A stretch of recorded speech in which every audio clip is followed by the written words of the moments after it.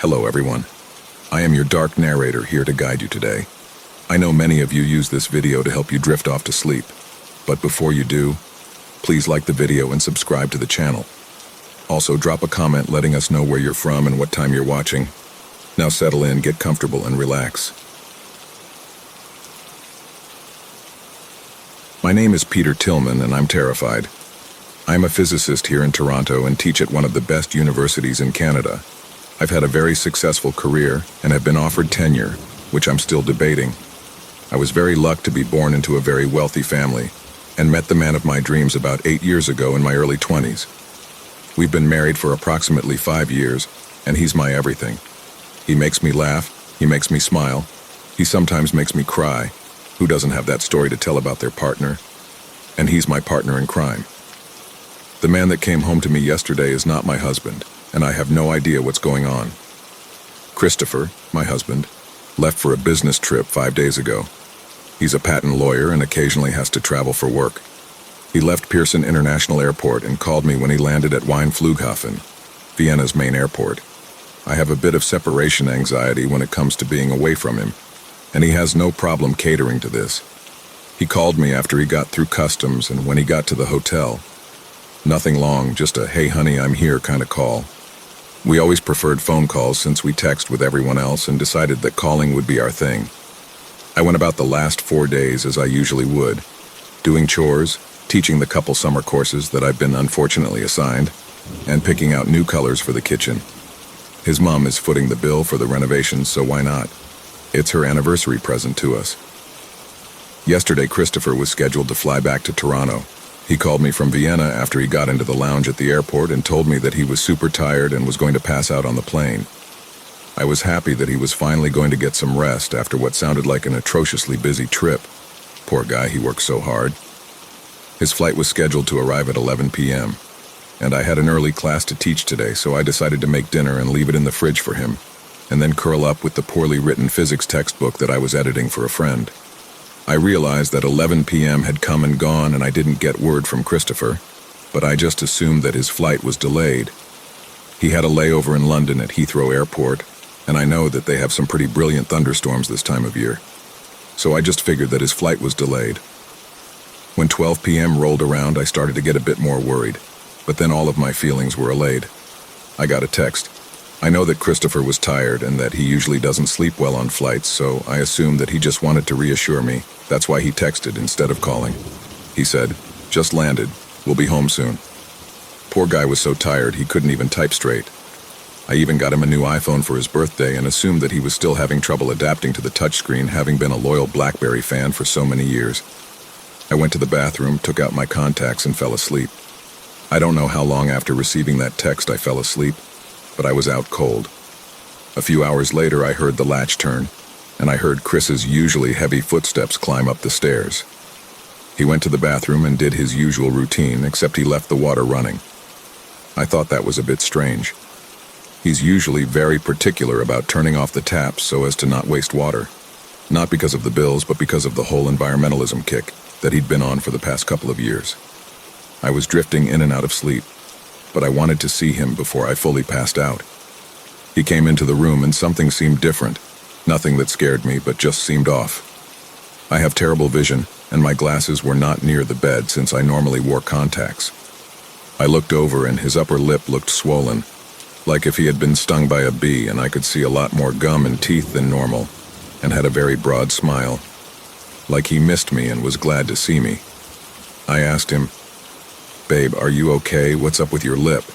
He quickly told me not to worry, and it was just chapped from being on the plane. I agreed and, still half asleep, drifted off again. About 2 hours later, I rolled over and noticed that Chris's back was towards me. Whatever. Nothing strange. That's when I put my arm around him. He felt thicker. That's the only way to describe it.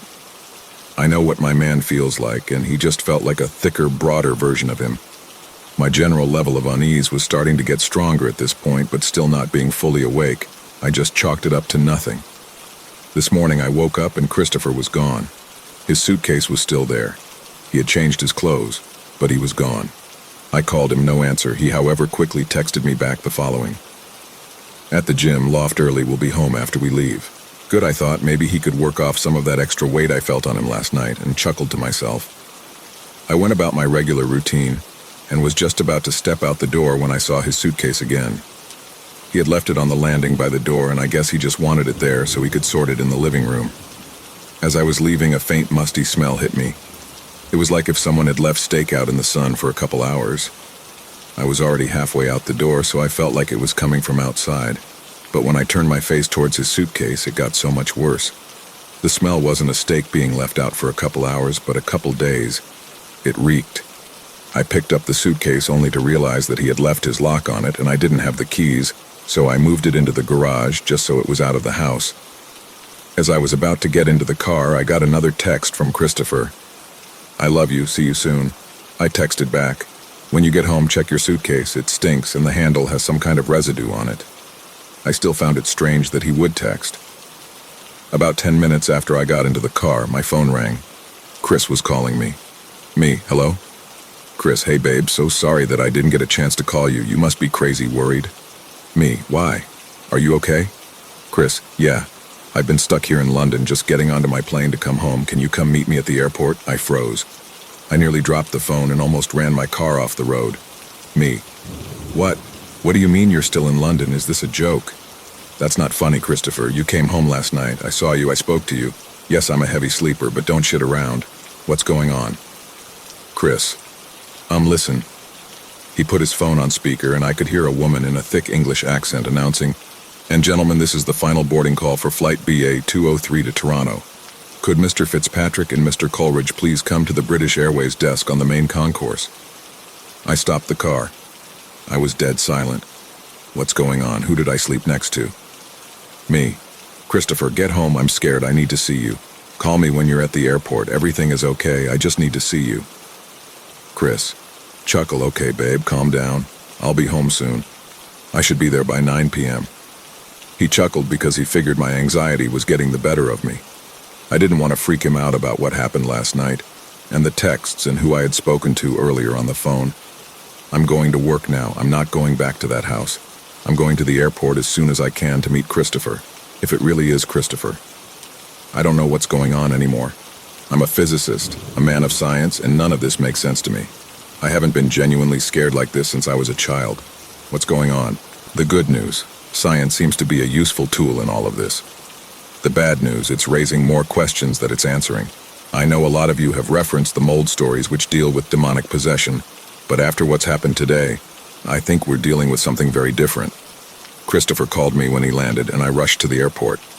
By the time that I got there, he had already cleared customs and was waiting for me. He had his bag. I have never been happier and more confused to see that beat-up suitcase of his, which I've tried countless times to replace. When I saw him, I knew it was him. No fat lip, no odor, no unexplained weight gain. I ran to him and threw my arms around him. God, I missed him. I was still weary, but the part of me that promised to love and to honor was overpowering the part of me that was absolutely terrified about what happened last night. I rushed him to the car and threw his suitcase in the trunk. It didn't stink and it didn't have any residue on it, and I just wanted to get back on the road to explain to him what was happening. As we rushed down the highway, he asked me what was wrong, what could possibly have upset me to the point that I was acting like a total bag of nerves. I explained everything from the smell, to the other Christopher, to my posting on Reddit, to giving the samples at the lab. He was completely silent, didn't say a word the entire time. Then he turned to me and asked if I had taken acid or if I had smoked meth. I had some substance abuse problems when I was younger, and Chris met me at the tail end of it all. I could see that he didn't believe a word that I was saying. I begged and pleaded with him to believe me, but he just remained silent and stared dead ahead. I could see that he was getting angrier by the moment, thinking that I was making up the entire thing. God damn it, Peter, I'm tired, I'm jet-lagged, and I've been stuck in an airport for almost a day. I don't need this shit as soon as I get back. Can we just go home? I'll take a shower and we'll go to bed and everything will be okay. Absolutely not. No way in hell was I going back to the house. Or should I? I started questioning my own sanity. Maybe I did make the whole thing up. Nothing about the situation made sense, and I hadn't experienced any side effects from the exposure to whatever was on the suitcase handle. The suitcase. I moved the suitcase into the garage. I had forgotten about it after being shattered by the way that Christopher was reacting to the situation. If we went to the house, I could show him the suitcase and he would believe me. I calmly turned to him. Okay, remember I told you about the suitcase? If we go back home and your suitcase is there, will you believe me? I think it was mostly just lack of sleep and exhaustion, coupled with a desire to just get home that made him agree that if the suitcase was there, he would believe me. I gunned it down that highway. 145 kilometers at one point, I didn't care. I just wanted to show him and get the hell out of there. I pulled into the drive and hit the garage door button on my visor, feeling 100% convinced that I was about to be vindicated. The garage door opened up and nothing. Absolutely nothing. The suitcase wasn't there. I ran out of the car and tore the garage apart. Maybe it had rolled somewhere. Maybe I had forgotten where I put it. I searched for a good 5 minutes and then just turned blank face to him. Christopher was pissed. I hadn't seen him this angry in a while. Peter, this isn't funny anymore. I'm tired, I'm hungry, and I just want to go to sleep, get in the house and just drop it. I love you, and I'm going to take your word for it that you're clean, but don't press me. I just stood there staring at him as he walked in the house. I didn't know what to do. Chris immediately made for the shower. We didn't even take his real suitcase out of the car. We just went into the house and I sat in the living room. Nothing felt weird or out of place, and the only smell was the faint vanilla scent from the air wick in the wall. It was about 7 p.m. by this point. Chris got out of the shower and came downstairs wearing his towel. Hearing his footsteps down the stairs terrified me. I froze on the couch and was just relieved to see that he had his normal physique. "Are you coming to bed?" he asked, the tone in his, a voice much nicer and much more sweet than before. It's amazing how much good a shower can do for a man. I saw this as my opportunity to convince him to leave the house. I pleaded with him one more time, and I could just see a look of resigned exhaustion on his face. "Okay, babe, we'll go to a hotel. It'll clear your mind, and maybe you'll stop being such a drama queen." "I love you" was the only thing that I blurted out before I broke down crying. I think the relief of finally convincing him to leave was vindication of the insanity that I was descending into. He pulled on some clothes and I packed a bag. He didn't need anything because he still had clean clothes in his suitcase that was still in the trunk of the car. We got into the car and he gave me a kiss. "Man, you're high maintenance sometimes. One bad dream and you lose your shit. You're a logical person. I've never met a more staunch atheist. And you're acting like a damn ghost slept with you. Let's go to the King Edward." It was my favorite hotel in the city, but because it was only 10 minutes away, we only went there for parties and lunch and rarely got the chance to spend the night. The rooms are amazing. As we drove, I started to calm down. Having Christopher back and being away from the house made me feel better. The phone. In the panic to get home and tell him everything, I forgot to show him the weird text that I had received. I quickly took out my cell and scrolled through the texts. Nothing. No texts from him, nothing. I didn't want to tell him anything because he would just continue to think that I was losing it, and I didn't want to look like a bigger fool than I had already been. I know I had sent and received those texts from him, I know I did. But frankly, I just wanted to get to the hotel and unwind. Maybe I could make sense of this tomorrow. The King Edward has a beautiful foyer dominated by an enormous oil portrait of King Edward VII. As we made our way towards the check-in desk, the clerk smiled at us and said, "Mr. Tillman, how was your evening? And I presume this is Dr. Tillman." She was looking at me. Christopher and I just stood there in silence. How did she know our names? We made no reservations, and we surely didn't come there enough for her to know us by name. I'm fine, I'm sorry, have we met?" Christopher looked at her quizzically, then turned to me. "Oh, well, of course, sir, you just stepped out and told me that you were going to get your husband." Her smile had turned to a look of confusion. Christopher just stared at me. He nor I knew what to say. "I'm sorry, gentlemen, is everything okay?" The poor woman had no idea what was going on, and frankly, neither did I. Chris just stood there. I could see his face change. I could see that he was starting to believe me. I could see his opinion of my night was changing. I spoke first. "Oh yes, we're fine, but we lost our room key. Can you please give us another one? He's so clumsy sometimes." I knew this was my chance to get to the bottom of this, and frankly, we were in a hotel known for VIP guests and great security, so there was no way we were going to be attacked. I felt safe, but asked if the attendant would come with us up to the room. "Of course, sir. Not a problem. Would you be able to provide some photo ID just to verify your identify?" I do recognize you, however I just have to ask, it's hotel policy. Of course, I said, and turned to Christopher. He was just staring straight ahead, still not understanding fully what was going on. I grabbed his hand, it was cold and clammy. Honey, I need your driver's license. Oh, sure, yeah, okay, here you go. He awkwardly fished his wallet out of his back pocket and took out his license. After a couple of minutes, a new key was generated and the lady handed Christopher his license. He still hadn't said a word and just kept his grip on the handle of his suitcase. I know he was trying to not panic and just go with it, but the full impact of my panic had been dumped on his jet-lagged mind, and I could see he wasn't handling it well. The three of us got into the elevator and the check-in clerk hit the 9th floor button. Everything seemed normal, and the beauty and cleanliness of the hotel made nothing seem out of place. Christopher just kept staring at me. His eyes betrayed his worry, but I made the just go with it face. We left the elevator and approached a room in the middle of the hallway. The clerk put the keycard in and the light on the lock turned a fluorescent green. She opened the door and almost fell backward. The smell was unbearable. It stank. It reeked. It pulsated with the stench of rotten meat. Both Christopher and I made retching noises and backed into the hallway. Oh my God, what is that? The clerk looked at Christopher with a sense of horror, looking like she wanted to hit him for what she presumed he had done in or to the room. With hand over her mouth, she yelled in a muffled tone, "Sir, what is that smell?" I knew the smell. I knew it all too well. I just stood there, taking it all in, feeling the full burning feeling at the back of my throat. I have no idea, that's definitely not from me.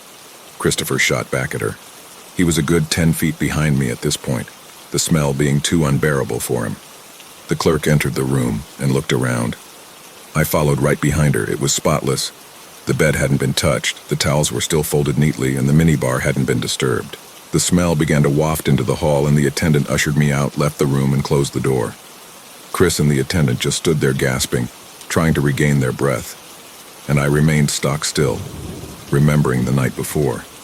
We made our way back to the lobby, the hotel clerk looking pissed as hell, Chris standing there in a mixture of nausea and shock, and myself just terrified that I would run into whoever the other Christopher was. I knew I was right, and from the look on his face, Christopher believed me. The elevator opened, and I looked at the attendant. "We're sorry for the smell, sir. I realize that there's nothing you could have done to cause it. It's probably the toilet backed up or something. We'll find you another room. The hotel isn't too busy tonight." "Okay," I replied. "Thank you. We'll go for a walk. We just need to clear our minds." I held Christopher's hand for dear life and guided him to the lobby seating area. "I'm so sorry, babe. I love you so much. I'm so sorry I didn't believe you." He was just so apologetic. "I need a drink," he continued. "But fucking hell, I need to change my clothes. That smell is just burned into them." I sat in the lobby while Christopher made his way to the men's room, suitcase in tow. I had line of sight of the room and felt safe, surrounded by the hotel staff and various other attendants. Less than 2 minutes passed and Christopher came running out of the bathroom, white as a sheet. "We need to go, and we need to go now." He dragged me by the hand into the street. "Babe, calm down. What's wrong?" I asked as he dragged me towards our car. There was 2 of everything, 2 toothbrushes, 2 shirts, 2 sets of pants, 2 of every one of my 2 of everything. He continued to drag me towards the car. I just went with it. It had been one hell of a night, and I wasn't going to object to anything. We sat in the car, Christopher panting. "What do you mean there was 2 of everything?" I asked. I opened my suitcase and all of my clothes, my shoes, my everything. There was 2 sets of them. It was only then that I realized what he was talking about, and that he had left his suitcase in the men's room. Someone's been in the suitcase and well, replicated every fucking thing I own. I don't know what's going on, but this shit isn't right. We're going to Anthony's. He hit the gas hard. I felt myself pressed into the seat of the car as it accelerated out of the parking lot and merged onto the highway. Anthony lived about 20 minutes away, regular driving. We were going to make it in 10.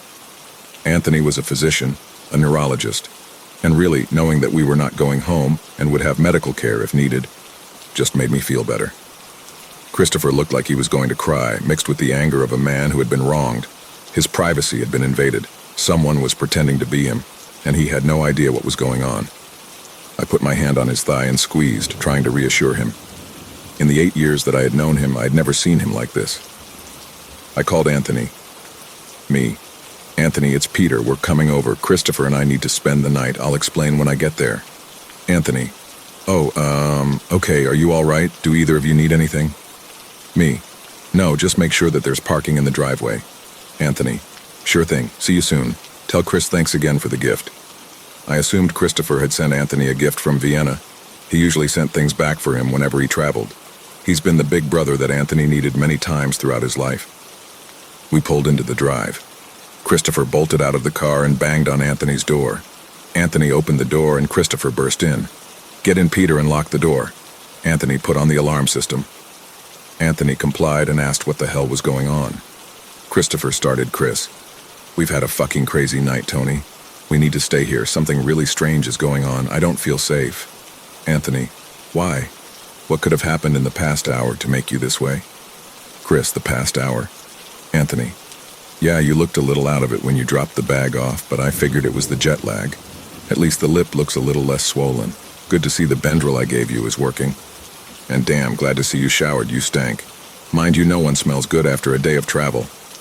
Christopher nearly fainted. He just fell back into the chair that was behind him. Me. Anthony, did you let Christopher in when he came here an hour ago? Anthony. Of course, he gave me the gift bag and I told him to come in so I could take a look at his lip. He said he was just having a reaction to some pineapple in the salad from the plane. A pineapple allergy runs in Christopher's family and Anthony is aware of this. So I just gave him some Benadryl and told him to drink lots of water. Me. Did he look different otherwise? Was he fatter? Anthony, what? What do you mean? Did he look any fatter than he is now? Number me. What was he driving? Anthony, your BMW, your car. Me. You mean that car that we have parked in your driveway right now? Anthony. Yes, he said he was going to get you and then go to dinner at the King Edward. Christopher Jospit Tillman, what the hell is going on? You two are freaking me out. Me. Anthony. I picked up Christopher from the airport. I've been with him and with our car all afternoon. That thing that came to the house wasn't Christopher.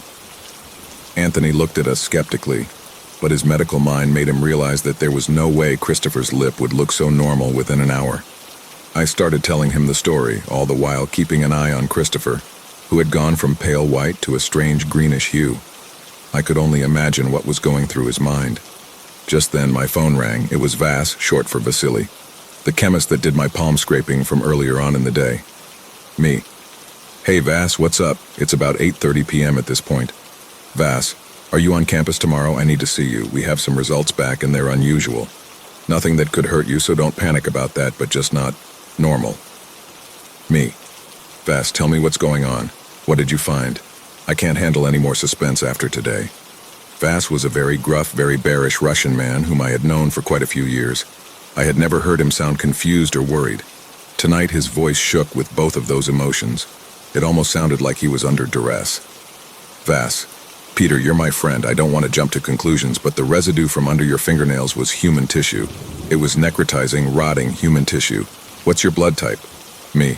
O negative, Vas. This is a B positive. I think you need to answer some questions for me, Peter. Me. I'm what? Okay, I'll come into the lab in the morning. Thanks, Vas. No problem. It's a good thing you don't have that suitcase anymore. Good night. As I hung up the phone, I realized I never told Vas that I no longer had the suitcase. I turned to Christopher. He had the gift bag that he had given to Anthony an hour earlier in his hand.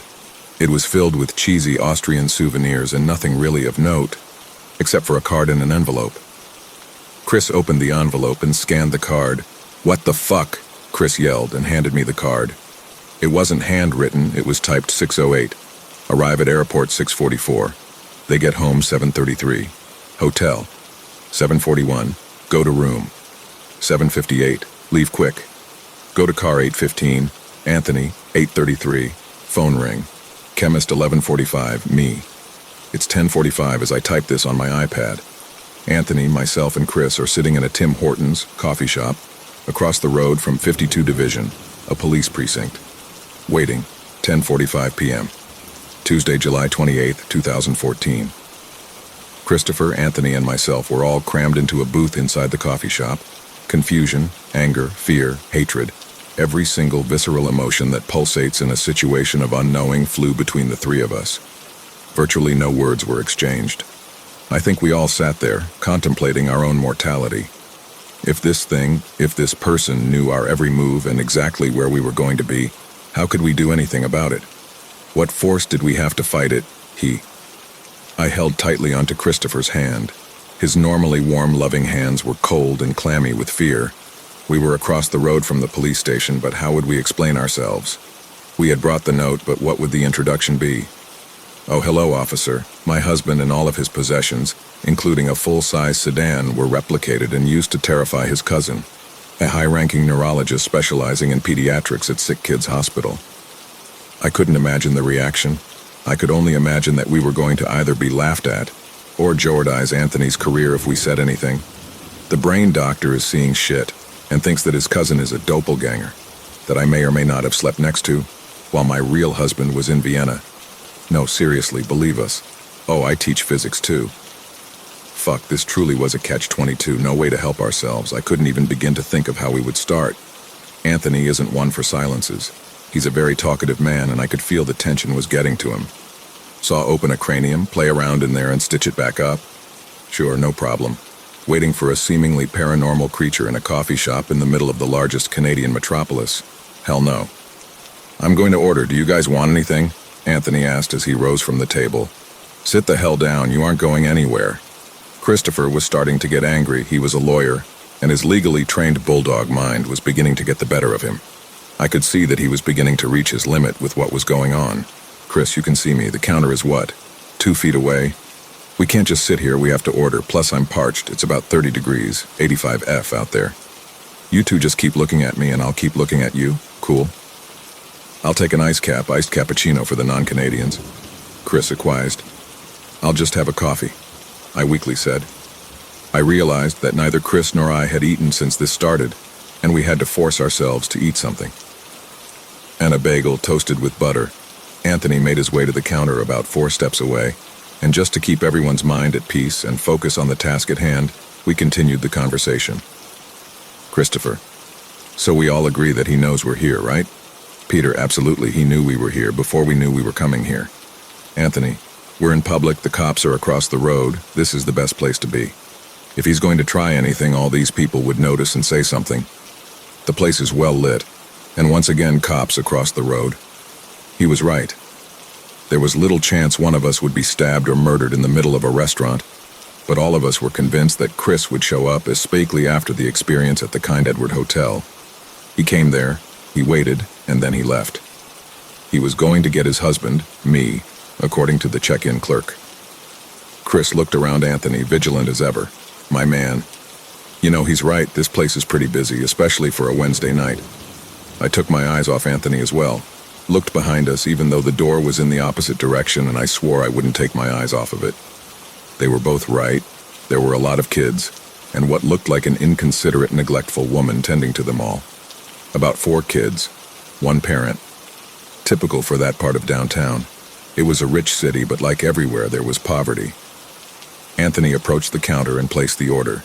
The attendant, unusually happy for 11 p.m., 45 minutes, filled the order, and as she passed the tray to Anthony, looked at him and said, "Don't forget to roll up the rim to win." "Thanks," said Anthony, and made the 4 steps back to our booth. Sidebar: for those of you who aren't Canadian, Roll Up the Rim to Win is pretty much a national event. The loyalty Americans pay to Starbucks is reciprocated in Canada with our loyalty to Tim Hortons. It's a national institution. Twice a year they hold a contest where you literally roll up the rim of your coffee cup and see if you've won a prize. Quite like checking under a pop bottle cap to see if you've won a prize. We sat there and drank our drinks in virtual silence, just watching the clock.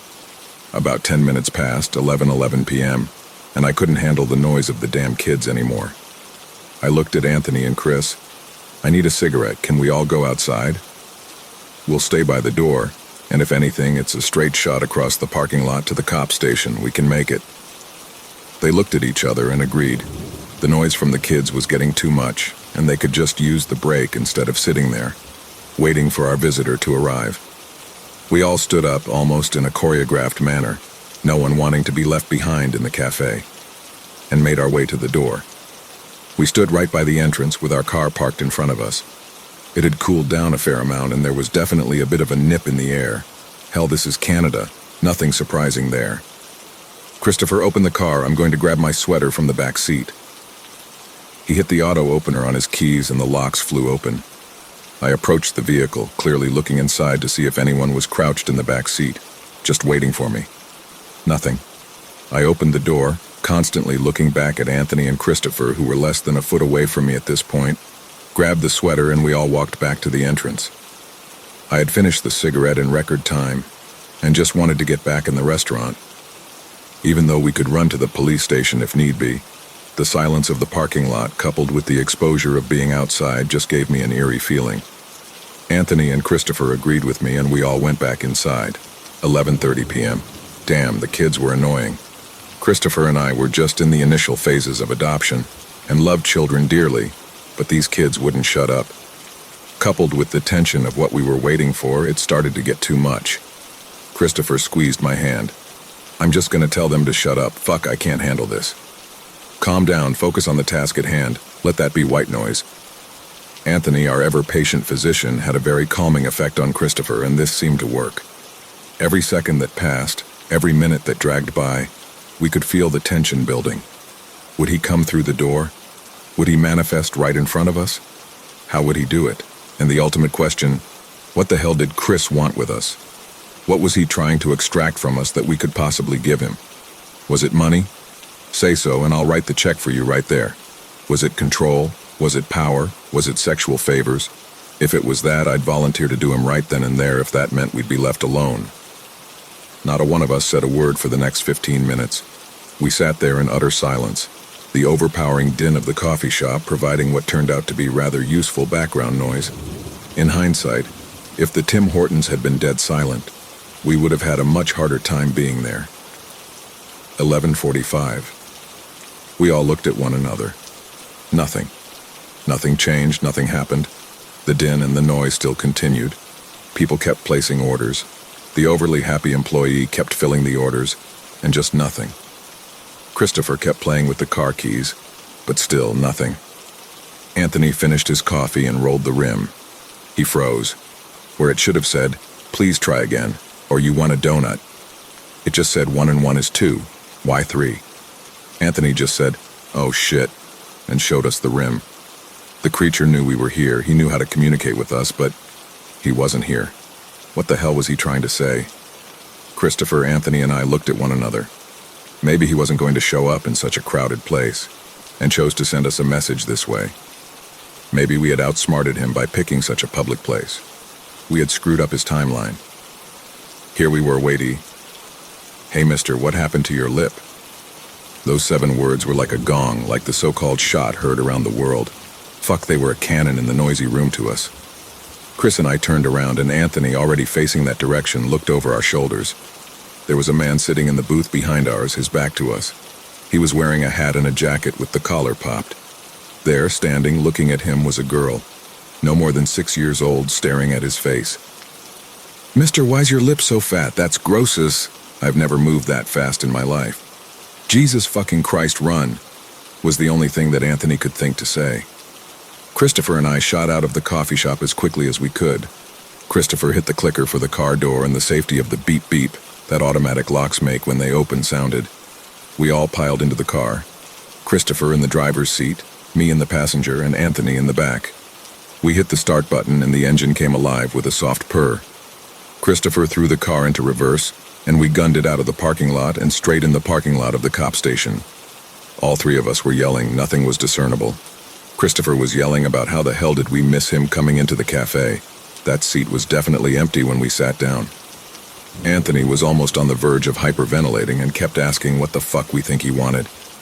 And I just sat there practically screaming gibberish. We had come to an abrupt stop in front of the door of the police station, frozen inside the car. Yes, we know. We should have run inside, but none of us could move. It still boggles my mind that Christopher was able to get the damn car across the road without hitting anyone. Dundas Street is incredibly busy, but still, none of us could move. We just sat there. Anthony broke the silence. "Anthony, stay in the car, don't go inside. We never saw his face, we don't know what we're going in there to report. We can't just walk in and say, 'A man with a fat lip caused a small girl to be grossed out, so we ran out of there.'" What the fuck do you think the cops are going to think? They're going to think we're fucking drugged out of our minds. Me. Are you fucking kidding me? The hell with this shit, I'm going inside. I'm done, I can't, Christopher. Stop, he's right, we don't know if that was him. Maybe it was some druggie with fucked up meth teeth, we don't know anything yet. Sure, it happened at 11:45, but what the fuck does that mean? Anthony, we gotta think this through. Turn off the lights and wait to see if he leaves. We all sat there, realizing that regardless of how scared we were, regardless of what had happened, we had nothing to tell the cops. We had nothing. We couldn't tell them about Chris coming home, because that story would break down due to total lack of evidence. No texts were on my phone, nothing. We couldn't tell them about Chris dropping the bag off at Anthony's because the second they asked what he looked like and what he drove, Dr. Anthony Jovid would have to say, "Oh, he looked like the guy standing next to me and he drove the car I came here in." We had nothing. We sat there in the car with nothing left to do but wait. 11:47 p.m. We sat there, all of us in shock and pure fear. The cops were less than a stone's throw away from us, and we knew if we saw anything, we'd book it from the car and just go grab a police officer. Until then, we had nothing to go on. We just stared at the only entrance to the Tim Hortons we could see, the one we had gone in and out of several times, the one that led to the parking lot where I had that cigarette. "I'm burning up, I need to cool down, this is getting to me," Christopher said. I could only imagine how frayed my poor husband's nerves were at this point, so I reached over and put on the AC. There was no fucking way I would be doing down a window. We had never seen that thing arrive or leave the coffee shop. Who knew what he was capable of? The AC turned on, and once again the hum of the fan filled the car with a much-needed noise, and all we did was stare at that damn door. "If you're putting on the AC, I'm gonna put on this sweater. Peter, is this yours?" Anthony asked from the back seat. "Yeah, go ahead, it's..." "Wait, Anthony, what color is the fucking sweater?" Anthony, "It's blue with a hood." Me, "Get the fuck out of the car now. Go, go, go." I had taken my blue sweater out of my car when I went for a cigarette while we were still waiting. I was wearing my blue sweater. That was the creature's replication of my blue sweater. We were inside the fucking creature's car. We couldn't tell the difference because there was no difference. This was the car that had driven to Anthony's house when Chris delivered the gift bag. The three of us frantically tried to open the doors, but they wouldn't budge. It was like they were welded shut. Christopher reached into the middle console and pulled out the emergency. "If you're in a fire in your car, use this to break the windshield hammer I made him buy," and pounded away at the glass. Nothing, not even a scratch. We were trapped inside the creature's car. "Press the fucking horn," screamed Anthony from the back. We were in the police parking lot. They were sure to hear us, but nothing. We tried and tried. We tried screaming, kept trying the doors. Anthony was lying on the back seat trying to kick the door open as hard as he could, but the glass refused to give. Then suddenly the smell, that rank, odorous smell. Rotten meat, fetid flesh, acrid, pungent, all-consuming, came pumping out of the AC vents. I tried to turn off the AC, but the car continued to fill with the smell. There was nothing we could do. I could hear Anthony retching in the back seat. This was his first exposure to it, and he couldn't handle it. Christopher had covered his nose and mouth with his hand, but was trying very hard to hold back vomit. All three of us kept trying the doors, but they were not moving. "Oh fucking hell, look!" screamed Christopher, his voice muffled by his own hand. Across the road, standing, holding his suitcase with his hat and coat on, stood Chris. He was pointing to us. I could almost feel that pointed finger rubbing across my face. I had never been more scared in my entire life. The smell was overpowering. The sight was overpowering. I was praying to faint, just so I wouldn't have to deal with this situation. But my body wouldn't let me. Then the creature slowly, methodically moved his hand and pointed to another car. To our car, parked in Tim Hortons' parking lot. Exactly where this one had been. In the exact spot. Impossible. Utterly impossible. What could this creature do? What was he capable of? The smell made screaming impossible, so in order to breathe as much as possible, we all just stopped yelling and just looked at the creature, Chris. He began crossing the road. In smooth, very human, unassuming steps, he made his way across the road. He was standing in the parking lot, holding his suitcase and slowly advancing towards us. By now, we could all see his trademark feature. It was my husband, it was my Christopher. It was the love of my life, but with the most grotesque, oversized, swollen upper lip. It looked infected and engorged. I put both my hands on my Christopher, shielding him from the creature that was approaching from the passenger side of the vehicle. He came extremely close. We were frozen in terror. No one dared move. Anthony was pressing up against the door opposite to the creature, filled with a fear reserved for children and those in war zones. And then the creature made its way to Anthony's passenger side window. Not so close as to touch the window, but close enough for Anthony to know he was the one that the creature wanted. He couldn't scream, he was paralyzed with fear as we all were. The creature raised his hand, his perfectly human-shaped, perfectly Christopher-shaped hand, and pointed at Anthony, and then made the no gesture, waving one finger from side to side. He was signaling what the rim of the coffee cup had told us. Anthony shouldn't have been there. 1 + 1 is 2. He wanted Christopher and I, and wanted nothing to do with Anthony. He looked me dead in my eyes, upper lip pulsating, and then looked at Christopher.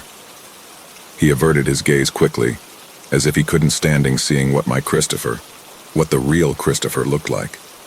And then he was gone. He turned around, suitcase still firmly in hand, and walked away. He walked to the left of us, that's all we saw. We never saw where he went. He just vanished into the night. By the time the creature was out of sight, the awful smell died down. The locks of the car flew open, and the three of us threw ourselves out of the vehicle. Anthony couldn't stand. The overwhelming stench was too much for him, but I propped him up and Christopher held the door to the police station. We were inside in a flash, Anthony's dead weight and all. A police officer rushed towards us. "What's going on? Is he okay?" asked the police officer. He reached to his shoulder-mounted radio and spoke into it. DI-52, DI-52, 3 males, 1 injury. Med staff to the lobby. Anthony sprang up. The cool, clean air of the inside of the police station drove the life back into him like a hammer to a nail. "We're being stalked, we're being followed, we're being fuck." Anthony had reached his point. He had been singled out by the creature. He had been pointed at, and it was all too much for him to bear. He just started weeping uncontrollably, not knowing how to handle any of this. "Officer, we need to file a police report immediately." Chris, ever the present lawyer, took control of the situation. "Okay, I'm Officer Michael Hahn. I'll take the report, but your friend needs help." Right as he finished, a male officer wearing gloves and carrying a medical supply kit came around the corner and approached us. He could see Anthony in distress and immediately started to attend to him. Officer Hahn: "Okay, gentlemen, care to tell me what's going on?" "Me. I'm Dr. Peter Tillman, and this is my husband Christopher Tillman. We're being stalked and threatened, and we need to be protected." Christopher: "The person stalking us has assumed my identity and has been charging things to my credit card, attempted to use," steal wasn't an appropriate word and Christopher knew it, "my vehicle, and even entered my home while my husband was there by himself." Officer Hahn: "Okay, I understand the panic, but who's your friend and what does he have to do with this?" Christopher: "His name is Dr. Anthony Jovid, and he's my cousin. He's been helping us out since we realized that we weren't safe." Officer Hahn: "And how long has that been?" Christopher and I blankly stared at one another, not knowing how to answer this man's question. We couldn't tell him everything because he would think we were crazy, but at the same point we had to disclose what happened. Christopher: "Since yesterday, around 8 p.m. That's when he entered my home, impersonated me, and attempted to harass my husband." Officer Hahn: "Okay, do you know where this person is now?" Anthony pulled off the oxygen mask that they had placed over his mouth. The on-site nurse had propped him up in a chair so that he could be safe if he fainted. "Show him the car!" he screamed. Well, it wasn't a scream since he had no energy with which to do so.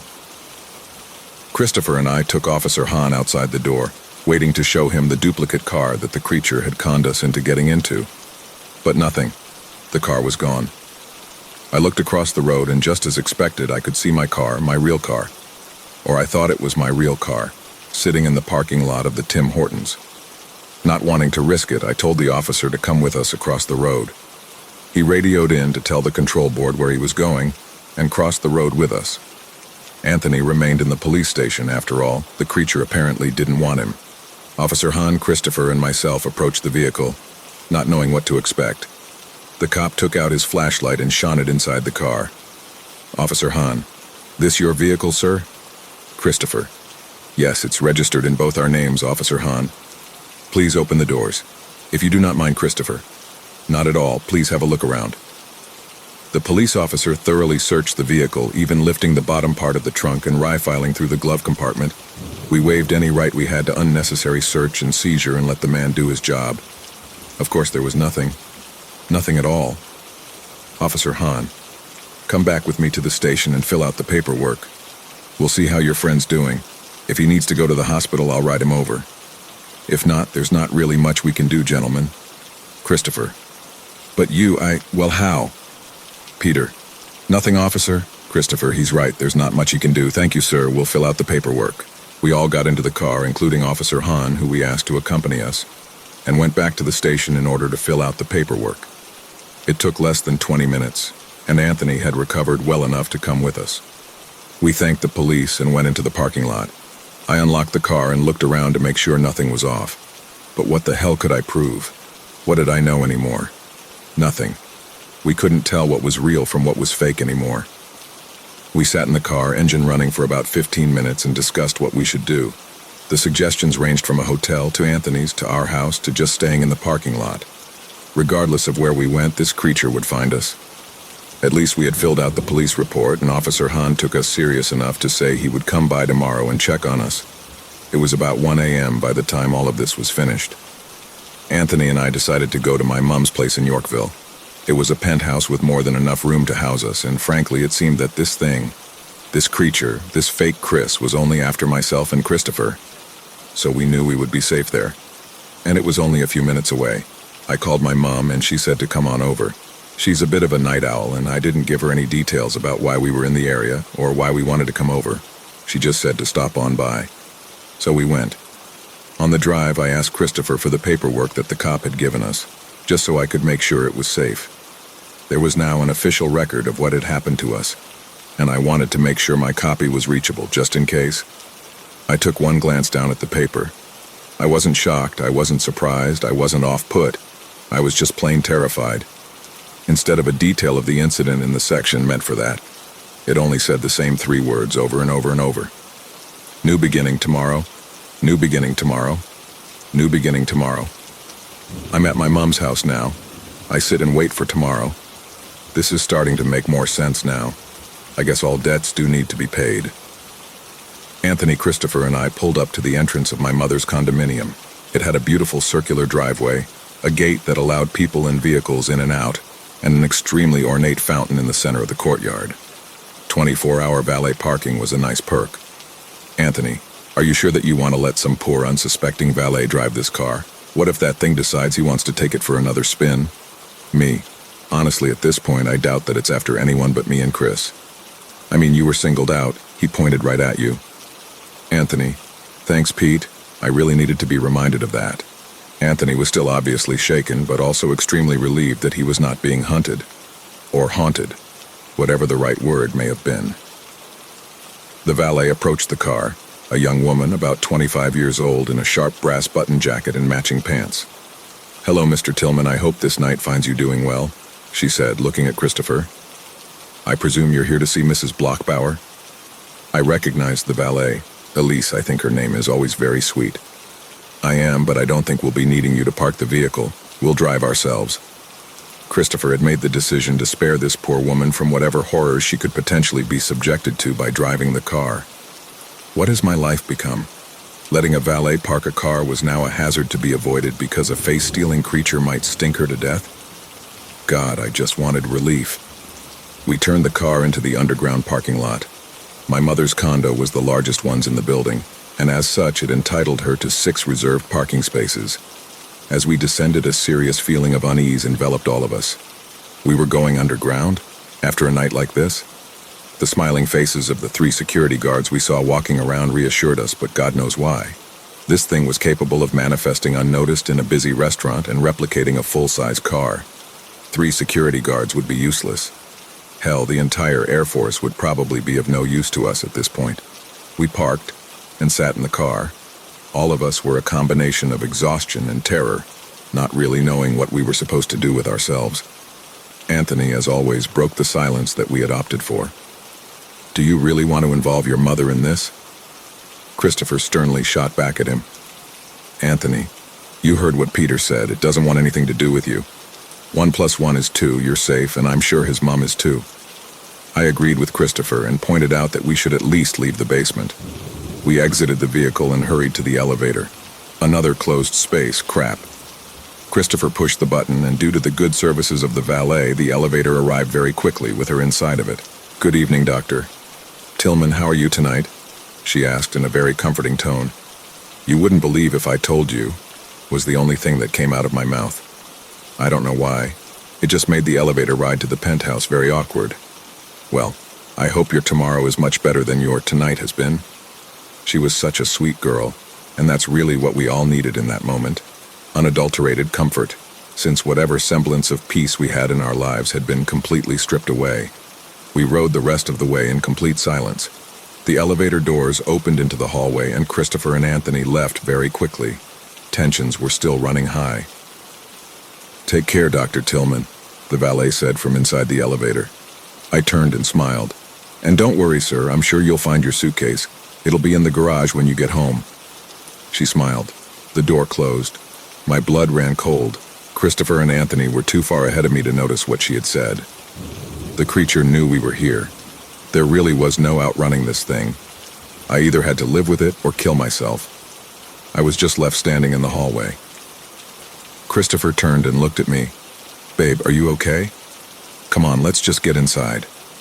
I shook myself back to reality, whatever that was, and booked it to the apartment door. There were 2 penthouse suites on the floor, one on either side of the hall. We rang the doorbell, and the comforting Westminster chime sounded. One of the night maids opened the door. "Good evening, Doctor." "Tillman, your mother is reading on the terrace. I'll let her know you're here." I wasn't 12 anymore. I knew reading on the terrace was code for smoking a joint. It was quite chilly. There was no way she was reading outside. We all made our way to the living room and collapsed into individual chairs. It had been 24 hours since this all started. Well, a bit over that, but it was only the night before that the creature had slept next to me. It had only been about 8 hours since we were at Anthony's, and had only been 2 hours since my irrationality was confirmed by our encounter with Chris in the parking lot. Being in my mom's condo made me feel safe. Thank God she still had that affect on me. My mother had smoked pot since the 70s, but it wasn't until I had my own issues with drugs that she divulged that fact to me. Something about making me feel more connected to her and making it easier for her to put me into rehab. Pot, meth, yeah, really not the same thing, but whatever made the poor woman feel more connected to me. I hate that version of myself. I don't think of that Peter. That Peter died in rehab. Darlings, how are you? Anthony, it's been far too long. Chris, how was Vienna? My mother turned the corner into the living room, Diane von Furstenberg wrap dress, vintage, of course, flowing in the breeze coming from the open terrace door. She was finishing up the chocolate chip cookie that was her favorite munchie.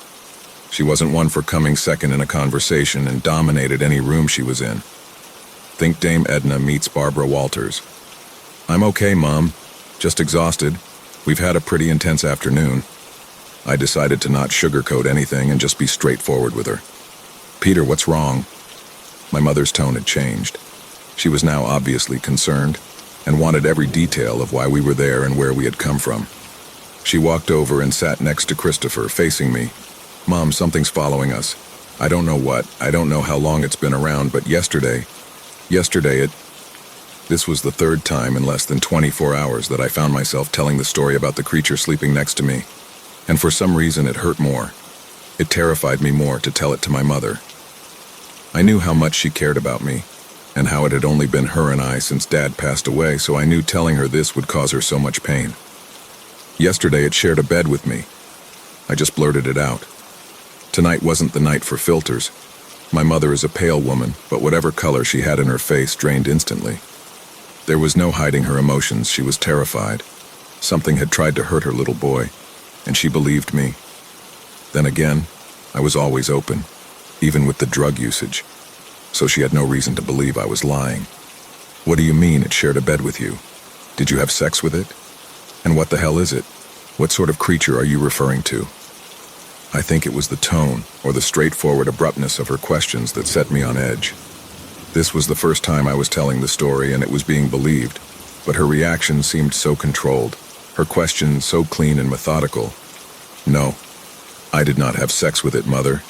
I raised my voice in a vainglorious attempt at self-defense, only to realize that I shouldn't be yelling at my mother. It's Christopher.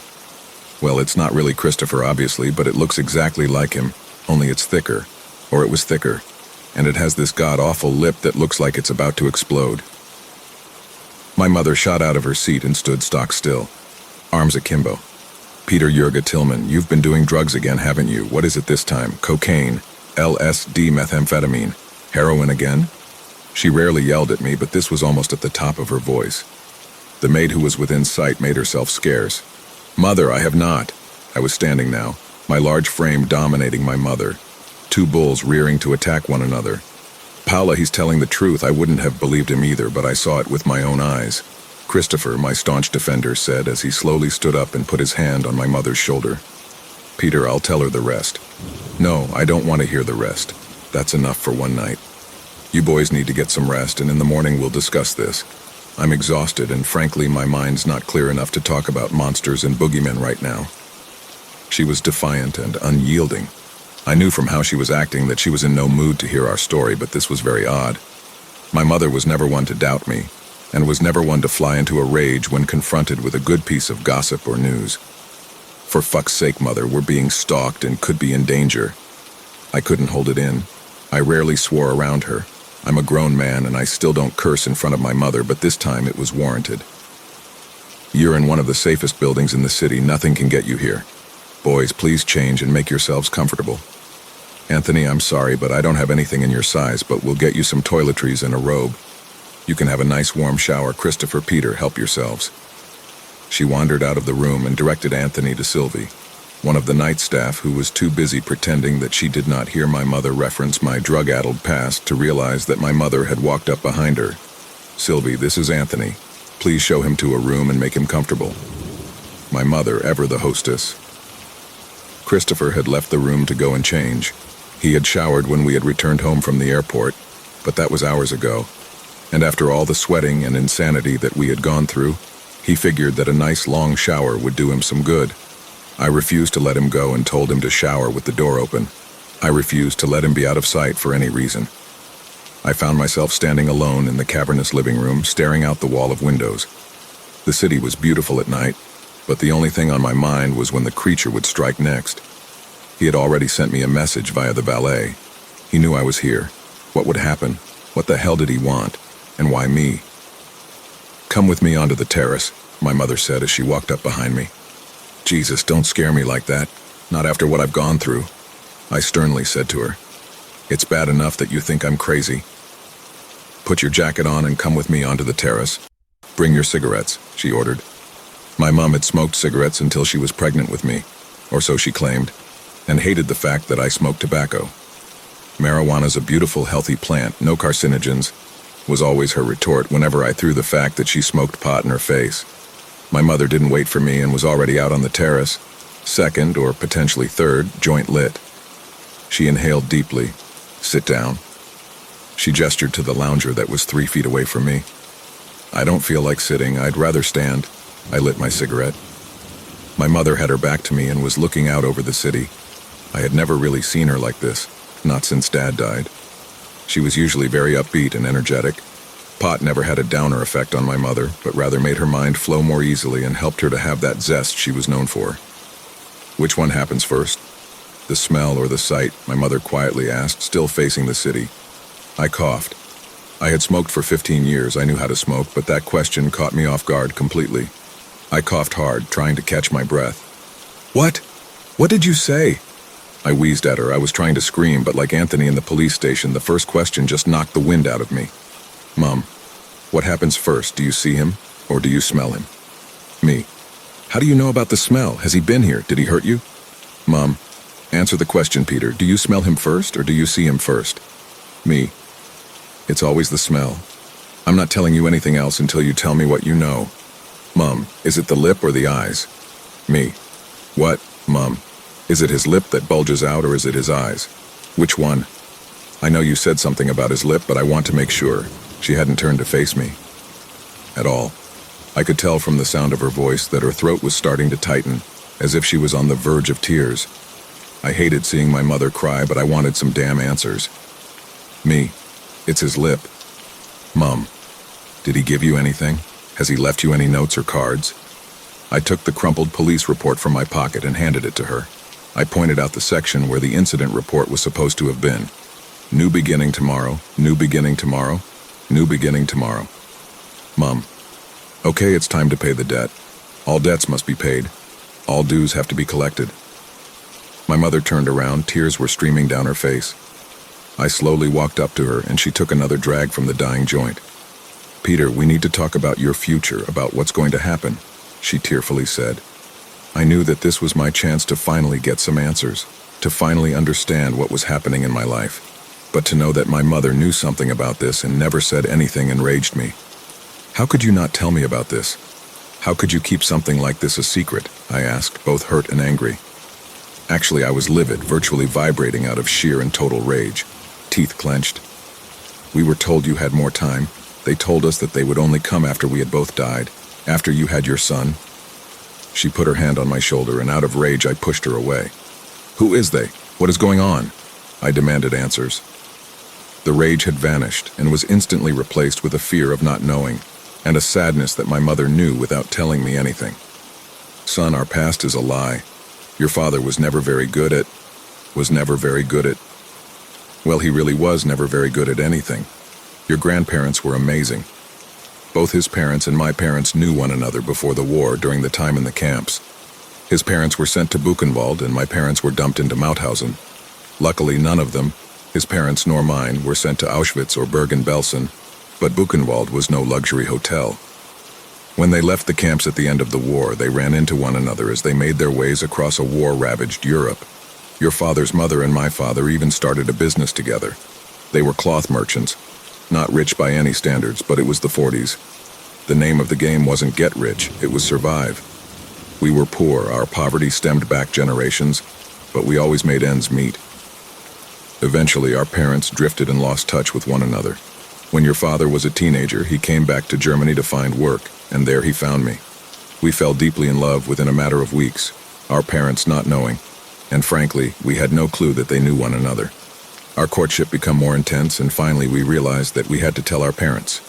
He wrote back to his father and mother, and I brought him home to meet my parents. Within the first 5 minutes of meeting my parents and finding out who his parents were, my father had spat at him and told him to never enter our house again. This was a story that I had never heard, and I was still not seeing how this had anything to do with me or the creature. What the hell does this have to do with the damn creature? I interrupted. She paid me no mind and continued to talk. My father told me to never bring him back to that house. My mother barely said a word. I was shocked. I had no idea why they would behave like this. Later that night, I went to my mother and asked what could have made Papa react as strongly as he had. My poor mother broke down crying and told me that while her husband and your father's mother were busy trying to make ends meet, she and your father's father were busy. Well, busy staying busy. I knew this meant that my paternal grandfather and my maternal grandmother had had an affair. I was slightly disappointed, but that entire generation was dead, and none of this was explaining what the creature had to do with anything. Their spouses finally found out and were livid. My father threatened to leave my mother and never talk to her again. He called her a whore and asked how, when he had gone hungry many nights in the camp saving scraps for her to eat, that she could throw herself at another man. My mother really had no defenses against this and became extremely depressed after her affair with your paternal grandfather ended. Anyway, your father and I refused to be separated. We refused to let our parents' hatred for one another get in the way of our love. We loved one another so much, Peter, you have to believe me. We were so madly in love and refused to let one another go. We were both kicked out of our homes and told never to return. We were poor. We were beyond poor. Neither him nor I had any schooling. We had no funds to get by on, and it wasn't like the olden days when we could farm. Europe was changing, and we needed to make money. Your father got a job at a bank that paid him a meager wage. He was a teller, but that was probably because the bank manager thought she would be able to convince your father to fuck her if she kept him employed. I had never heard my mother speak with so much vulgarity before. I kind of liked that she was letting it go, and at the same point was at my wit's end. I didn't need to hear about the family history. I just wanted to know what was happening. And then one day it changed. It all changed. Your father came home and told me that he had saved up all of his earnings and had dumped them into the markets. "We're going to be rich, Paula," he would say. "We're never going to have to worry again." He was 22 at this point. And he was right, we became rich. And not regular rich, very rich. We became ultra-wealthy, millions and millions and millions of dollars within a few years. I would ask from time to time how the markets were doing, and he would always tell me, "Don't worry, Paula. I would never let anything happen to us. Our family is going to be secure. Our children will be happy." By the time your father was 30, he was worth more than our entire town put together. He was loved all through Germany and was a celebrated financier. People would spend days traveling and wait hours just to see him, just to get a tip. And it always paid off. I never questioned it because I was too busy spending. The joint had gone out and my mother had sat herself down in the chair she originally told me to sit in. Then one day we were at the park. Everyone knew who we were and everything was going so well. You were still in my tummy and I was about 4 months along. I just needed some air. And then the smell. Oh, Peter, the smell. It was like someone had taken my face and shoved it into a dead, rotting carcass of a pig. I threw up instantly. Your father was white as a sheet. I turned and looked at him after gathering myself. "We need to leave, Paula. We need to leave now," was all he said. He grabbed my arm and pulled me away, but standing no more than 10 feet in front of us was your father. I almost fainted. If it wasn't for you giving me strength, I would have. Your real father tried to turn us away, but when we turned around the creature, your father was standing behind us. It was impossible. Nothing moves like that. The creature started to move towards us. As he got closer, I saw that he was carrying a suitcase, and the smell became stronger and stronger. No one else in the park seemed to notice this, only us. It was a packed park, and there was my husband standing in front of my husband, and nothing seemed strange to anyone. This thing walked up to us, his eyes were almost bulging out of its head. And the stench, oh God, Peter, the stench. We were both frozen in terror, your father's grip on my hand almost vice-like as the creature approached me. He extended his hand, everything about it looked normal except for his eyes. He extended his hand and placed it on my stomach and rubbed it. I was on the verge of passing out. What kind of deal did my parents make? What was going on? What the hell was all of this? My mother continued. The creature spoke. It spoke just like your father. Nothing was off. Its voice was a perfect copy. "When it is time, we will come. Your husband owes us, and we always collect our dues." I passed out. I fainted straight to the ground. By the time I came to, about 10 people from the park had come to surround me, and your father was leaning over me. I pulled myself up, and we pretended that nothing had happened. The crowd dispersed, and we went back to the bench we were sitting on. The smell was gone. I screamed at your father when I knew I could. I asked him what was going on, what the hell that thing was, and why was he rubbing my stomach. I was a fool. I was an arrogant, greedy fool, and now it's time to pay. Paula, the money, the houses, the cars, everything was based on a promise. Years ago, while working at the bank, I went out for a cigarette behind the building. I noticed a man standing there. He smelled awful and had a suitcase with him. Everyone in Europe was still poor and starving, and I felt sorry for him. I felt like I could help. No one should smell like that. I approached him and offered him something to eat. The man smiled back at me and said he was okay. I even offered him to come home and visit us. He was a straggler. He needed some help. I remember what my father told me about his life. Sometimes we all need help. "Oh, Paula, forgive me," your father cried. Your father finished by telling me that the man put his hand on your father's shoulder and said he, your father, could have everything he dreamed of because your father showed him kindness. The man promised your father that everything would be okay, that your father and I would make money, that anything your father touched would turn to gold. Your father thought the man was just crazy and was trying to be nice to him because he offered help. The next day your father's stocks jumped. He didn't have much, but he saw he could buy a few more shares and hope for the best. And then they jumped again and again and again. He got the taste of money and he liked it. After the first few millions and everything him touching turning to gold, your father left the bank and started his own company. The day he moved into his new office in Hamburg, his newly hired secretary told him an old friend was here to see him. Your father had plenty of old friends, hangers-on, would-be millionaires, down on their luck businessmen, all wanting a piece of the pie. Your father told her to let him in, but the secretary said that the man wanted to meet your father outside. Your father sat there, and then the smell hit him. The stench coming off that man with the suitcase all those years ago. You don't forget a smell like that. Your father hurried down the stairs to meet the man that had blessed him. How could someone who had told my father he would see luck be anything but wonderful? How could he be bad? Your father ran down into the streets, and there, standing across the road, was the man with the suitcase. Your father ran across the street, traffic be damned, and followed the man who had started to move. "Sir, friend, slow down.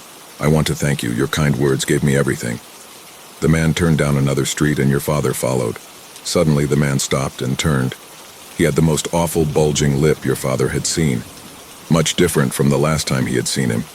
But the awful smell was just the same. Thick and pungent. "Wilhelm, you've done so well for yourself. I'm happy you liked my gift," the man said. Your father was confused. He didn't receive a gift from the man, only his good blessings. "What gift do you mean?" asked your father. "Everything," said the man. "We've given you everything, but if you'd like more, we can make that happen." Your father was a skeptical man and never took anything for granted. When he told me this story, he also relayed how this man could stare straight into his soul. He knew what your father wanted, Peter, and that was money. "Wilhelm, we gave you the world, and we can give you more. All we ask is your equal payment. Millions, even billions of dollars, everything you've desired." The man's voice was calm and like a father. Your father wanted everything, Peter. He wanted more than he could spend. Greed got the better of him. "Another blessing, my friend? Absolutely. I will take whatever you can give me." The man with the suitcase put his hand on your father's shoulder and told him that when the time was right, everything would come to him and everything would be equal. All would be equal. All debts must be paid, all dues must be collected. Your father didn't agree nor disagree, but the man with the suitcase knew your father couldn't resist. I just sat in that park bench, pregnant with you, holding my stomach, realizing what your father had done. I swear, Peter, I knew nothing until that point. And the years went by and the money got bigger. We never made billions. We were close in the 80s, but never hit it. For years after that, we would have cryptically written clues show up around us. Words inside books would rearrange themselves. Random people would ask us if we had found our suitcase. Messages on sales receipts, even once on the inside of your backpack when you were a toddler. It stopped for a while, but I knew this day would come. The notes told us that they would only come after we died, after you had a chance at a life. And then your father died. We had never seen the man again, but we were never allowed to forget him. The day of your father's funeral, I went to the bathroom in the funeral home to tidy myself up. I was alone until the smell. Oh God, the smell. It came wafting through the vent. I thought for sure this was going to be where I died too, and frankly, I wished it was. I tried to leave, but the handle on the door wouldn't move. I turned around, and as if out of thin air, he was standing there. Your father, with the bulging eyes. I had stared at Wilhelm's cold body in that coffin all morning, and now there he was, standing there. Until I saw the eyes, Peter, I knew when I saw the eyes that the creature had come back. "Don't be afraid, I'm not here for you," he said in your father's voice. "We only collect what we're owed. Wilhelm had a heart attack, so the burden falls on you. You know what we want, and we'll come and get it when the time was right." I averted my eyes for a second, and he was gone. The door to the bathroom opened, and I ran into the hall. I looked out the door, and I could see him, the creature with the bulging eyes walking through the parking lot. "Peter, they've come for their dues, and they expect payment." My mother walked off the balcony, and I sat there. I didn't have questions, I was just in shock. I was told we were owed money, that it was inherited from grandparents who died long before I was born. I had to confront the creature, and was going to, or live in terror forever. She came back very quickly, crying softly, and just handed me a card. It was the business card from my father's first company, when he shook hands with the creature, so to speak, and mortgaged my life for his undeserved wealth. New Beginnings Financial Investment Corporation. I don't know how long I sat on the terrace. The morning was very brisk, especially for a July, but this was Toronto, and Canada has had some awful summers lately. I think I focused on the wind because it distracted me from the vacuum that my life had been thrown into. A gaping, sucking void from which there was evidently no escaping. The creature was able to manifest in Germany, in Canada, in England, everywhere. My parents and I traveled extensively when I was younger, and wherever we had gone, apparently the ghastly writing would follow. The notes never ended. Mom and Dad were never allowed to forget that their child had been bargained for a success that had happened overnight. I finally stood. Actually, that's a lie. I didn't have the ability to stand. I lurched myself out of the chair and propped myself up against the column that abutted the chair I sat in. I had smoked through almost an entire pack of cigarettes, and one of the night maids was nice enough to bring me 2 bottles of wine. I had lost all concept of time. It must have been about 4:30 in the morning at this point. I could see the occasional bird flying around. I knew dawn would soon wash away this god-awful night. But then what? I had all the money I could possibly ever need, and Christopher and I could just run away somewhere, but anywhere we went, that thing would follow. And I didn't do anything to deserve it. I had kicked the drug habit. I had reformed myself. Hell, I even made sure that in all of my wild years of sex and partying that I never contracted anything. Safe sex. Always. But what was it all for? I should have just wasted away my life in some run-down shithole outside of Bern or London or Venice. I should have partied away my life and enjoyed what I had been sold for, before this reaper came to claim his prize. All debts must be paid, all dues must be collected. I finally entered the condo and made my way to the east dining room and collapsed into one of the chairs. I was an angry man, an angry bitter man, an angry bitter drunk man, who had to teach a class in a matter of hours. That definitely wasn't going to happen. How the fuck was I going to go to school again? To go about my life, to do anything? Christopher and I had planned so many good years to come. Children, a vacation home, retiring, endless travel. How could I do any of that now? How could I do this to Christopher?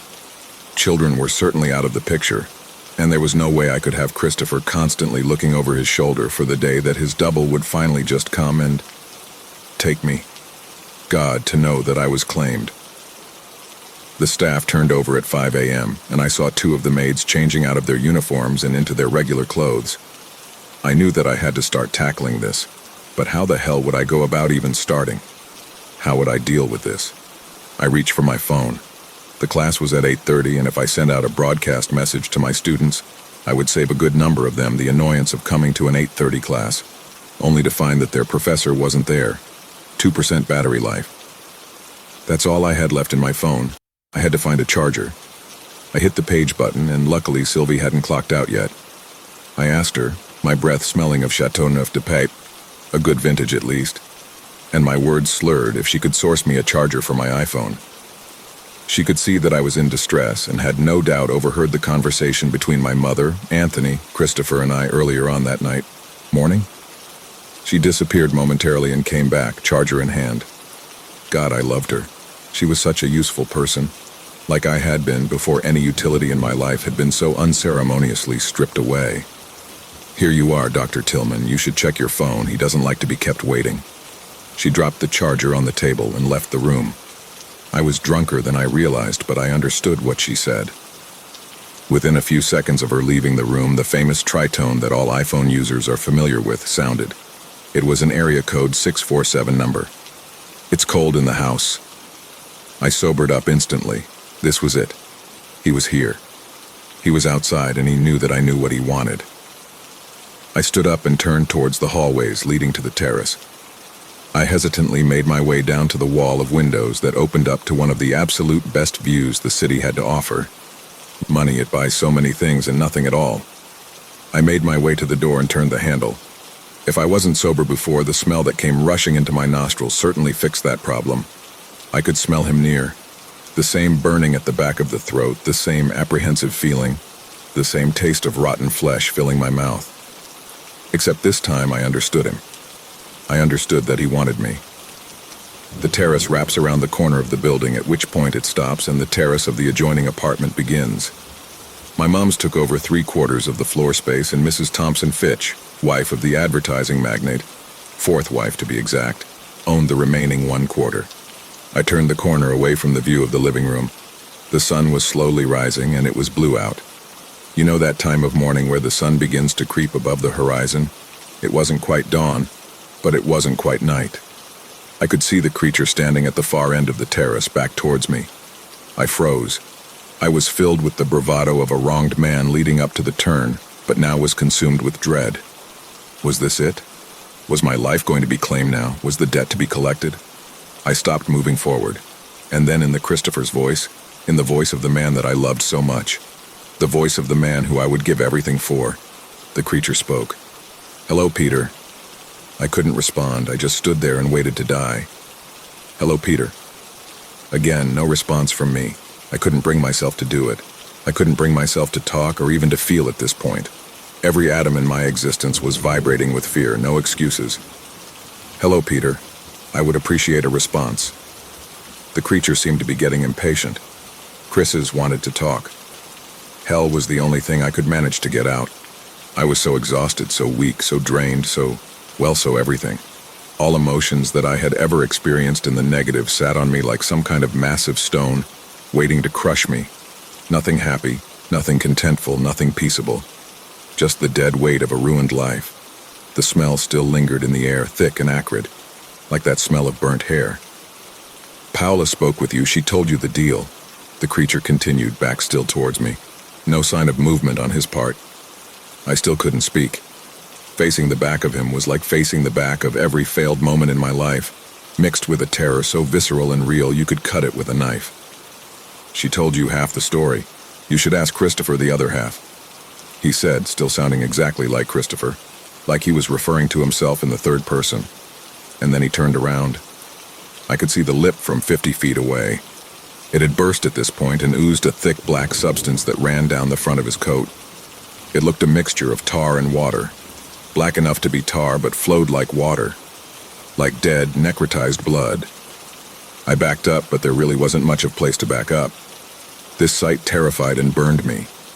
It was like watching Christopher in pain, but knowing that it wasn't Christopher somehow didn't seem to help. He advanced forward. I was backed against the wall.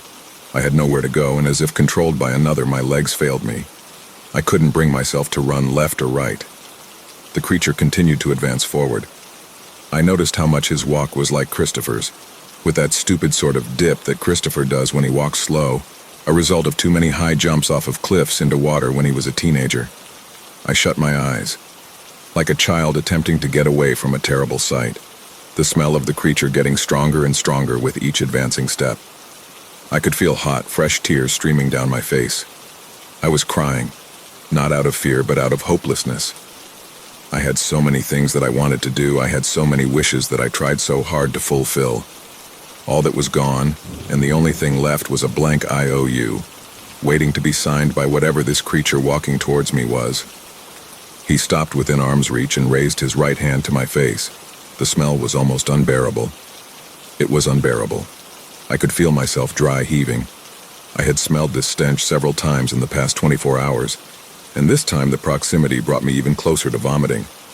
I still hadn't opened my eyes, hoping beyond hope that somehow this would magic the creature out of existence, and I would wake up, next to my Christopher, heaving and panting after some kind of acrobatic lovemaking session. The creature placed his hand on my cheek. It was warm and exactly like Christopher's touch, that touch that had lifted me off the floor of the kitchen at the house party where first met. That touch that had held my hand when I stood in front of my parents and confirmed that we were getting married. That touch that had held me close the moments before my doctoral thesis defense. That touch which had held my face on the beach in the Seychelles and pulled me to his after saying I do. It was that last thought that made me open my eyes. The fact that I knew what I had, and I knew what I could lose in an instant if I didn't cooperate. It was the single most terrifying thing that I had experienced so far, to be that close, the one that wanted to claim me. I fainted and hit my head on the concrete tile. Hard. Oh my God, Peter, darling, my son, please wake up. I could see 3 blurry figures leaning over me and could feel that I was still obviously outside. My head was pounding and it took a few seconds for my vision to settle. It was Christopher, Anthony, and my mother. I shot up, standing straight upright. It was bright and hot outside, like a regular July day. How long had I been passed out for? I backed away from them, no longer knowing what was real and what had been the creature's doing. I hadn't forgot a thing. I turned and looked at Christopher. Which one are you? Are you real? Do you want me? What did you want me to do? How am I paying for this? Why did Hal fuck you? I collapsed onto the ground, crying like a child. My mother came near me and I started to scream. Scream like a parent who's just been told that their child had died. Scream like a husband who made it out of the house only to watch his wife die in the ensuing fire. Screamed like a man who had nothing left to live for. You did this was your fucking fault and his. Fuck you all, I never did this. You sold me. You lied to me. Dad fucking sold me. I stood up again, but once more, like being drunk on the terrace, I braced myself against the wall. I was still crying almost uncontrollably. Anthony came towards me and I leaned all my weight on him. The poor man. I was almost a foot taller, but he bore my full frame, soldier-carrying comrade through the jungles of Vietnam. No man left behind. He put me into a chair and just hugged me. I was hyperventilating and he straddled my legs and pressed his face into mine. Look at me, Peter. Look at me. Just count now. 1, 2, 3, 4, 1, 2, 3, 4, 1, 2, 3, 4. Just breathe. Anthony was a small man, but I could see in that moment why he was a good physician. He took control of me in a way reserved for lovers and those I apparently owed debts to. It took about 3 minutes, but Anthony finally moved off of me and I regained composure. My mind was still racing, but my body was finally under control. The hyperventilating had stopped. I was starting to regain composure as best as I could. I looked down at my watch and it read 7 a.m. Good, early. I have 2 surgeries today. Are you going to be okay to be here without me? Anthony, my savior in that moment, asked while still within arm's reach. Yeah, I think I'll be fine. Can you come back when you're done? I asked him. Sure, no problem. My last one is at 3 p.m. I should be able to walk back over in 10 minutes. I'll call from the hospital when I get there and when I'm leaving, just in case I don't show up here. Anthony's composure was very reassuring. Anthony continued, I love you, man. Don't worry, we'll sort this out. I smiled as he turned and walked off the terrace, one of the day maids walking behind him. You need to cancel your class, Christopher said with authority. You need to explain to me what you know. I shot back at him. He was right. I did need to cancel my class, but I wanted answers more than anything. The creature had told me that Christopher knew more than he was letting on, and I wanted to get to the bottom of this. What do you mean? Christopher asked, with an obvious look of concern painted across his face. You know what I mean, Christopher. After you fell asleep last night, Mum told me everything. I continued in an almost cartoonish fashion to recite the events that transpired after Christopher went into the shower. From my mother telling me the truth, to meeting the creature, to being advised that the love of my life had not told me what he knew. Almost all in one breath. I felt like I was going to start hyperventilating again, but gathered myself knowing that Anthony wasn't there to be my knight in shining armor. Peter, I don't know what you're talking about. What you mean you met the creature? Did he look like me? What did he say to you about me? Christopher gave himself away. My eyes narrowed. I was on the verge of physically attacking him. What do you mean, oh? What did he say to you about me? Christopher, so fucking help me God, tell me what you know. I deserve the truth. I was screaming again. I was having a full-blown mental breakdown. My family was bargaining me like a pawn, and no one had the balls to tell me the truth. I had spent my life searching for the truth. Physics tries to understand the mechanics of this world, and to make sense of the anomalies that arise. Gamma-ray bursts, lenticular clouds, holes appearing in the ground in Russia. Our job was to take the mystical and bring it into the world of the real. To bring the impossible into the possible. This was impossible. Nothing I knew was real anymore. Dr. Megan wasn't real, Chris said bluntly. What? I asked in a confused fashion.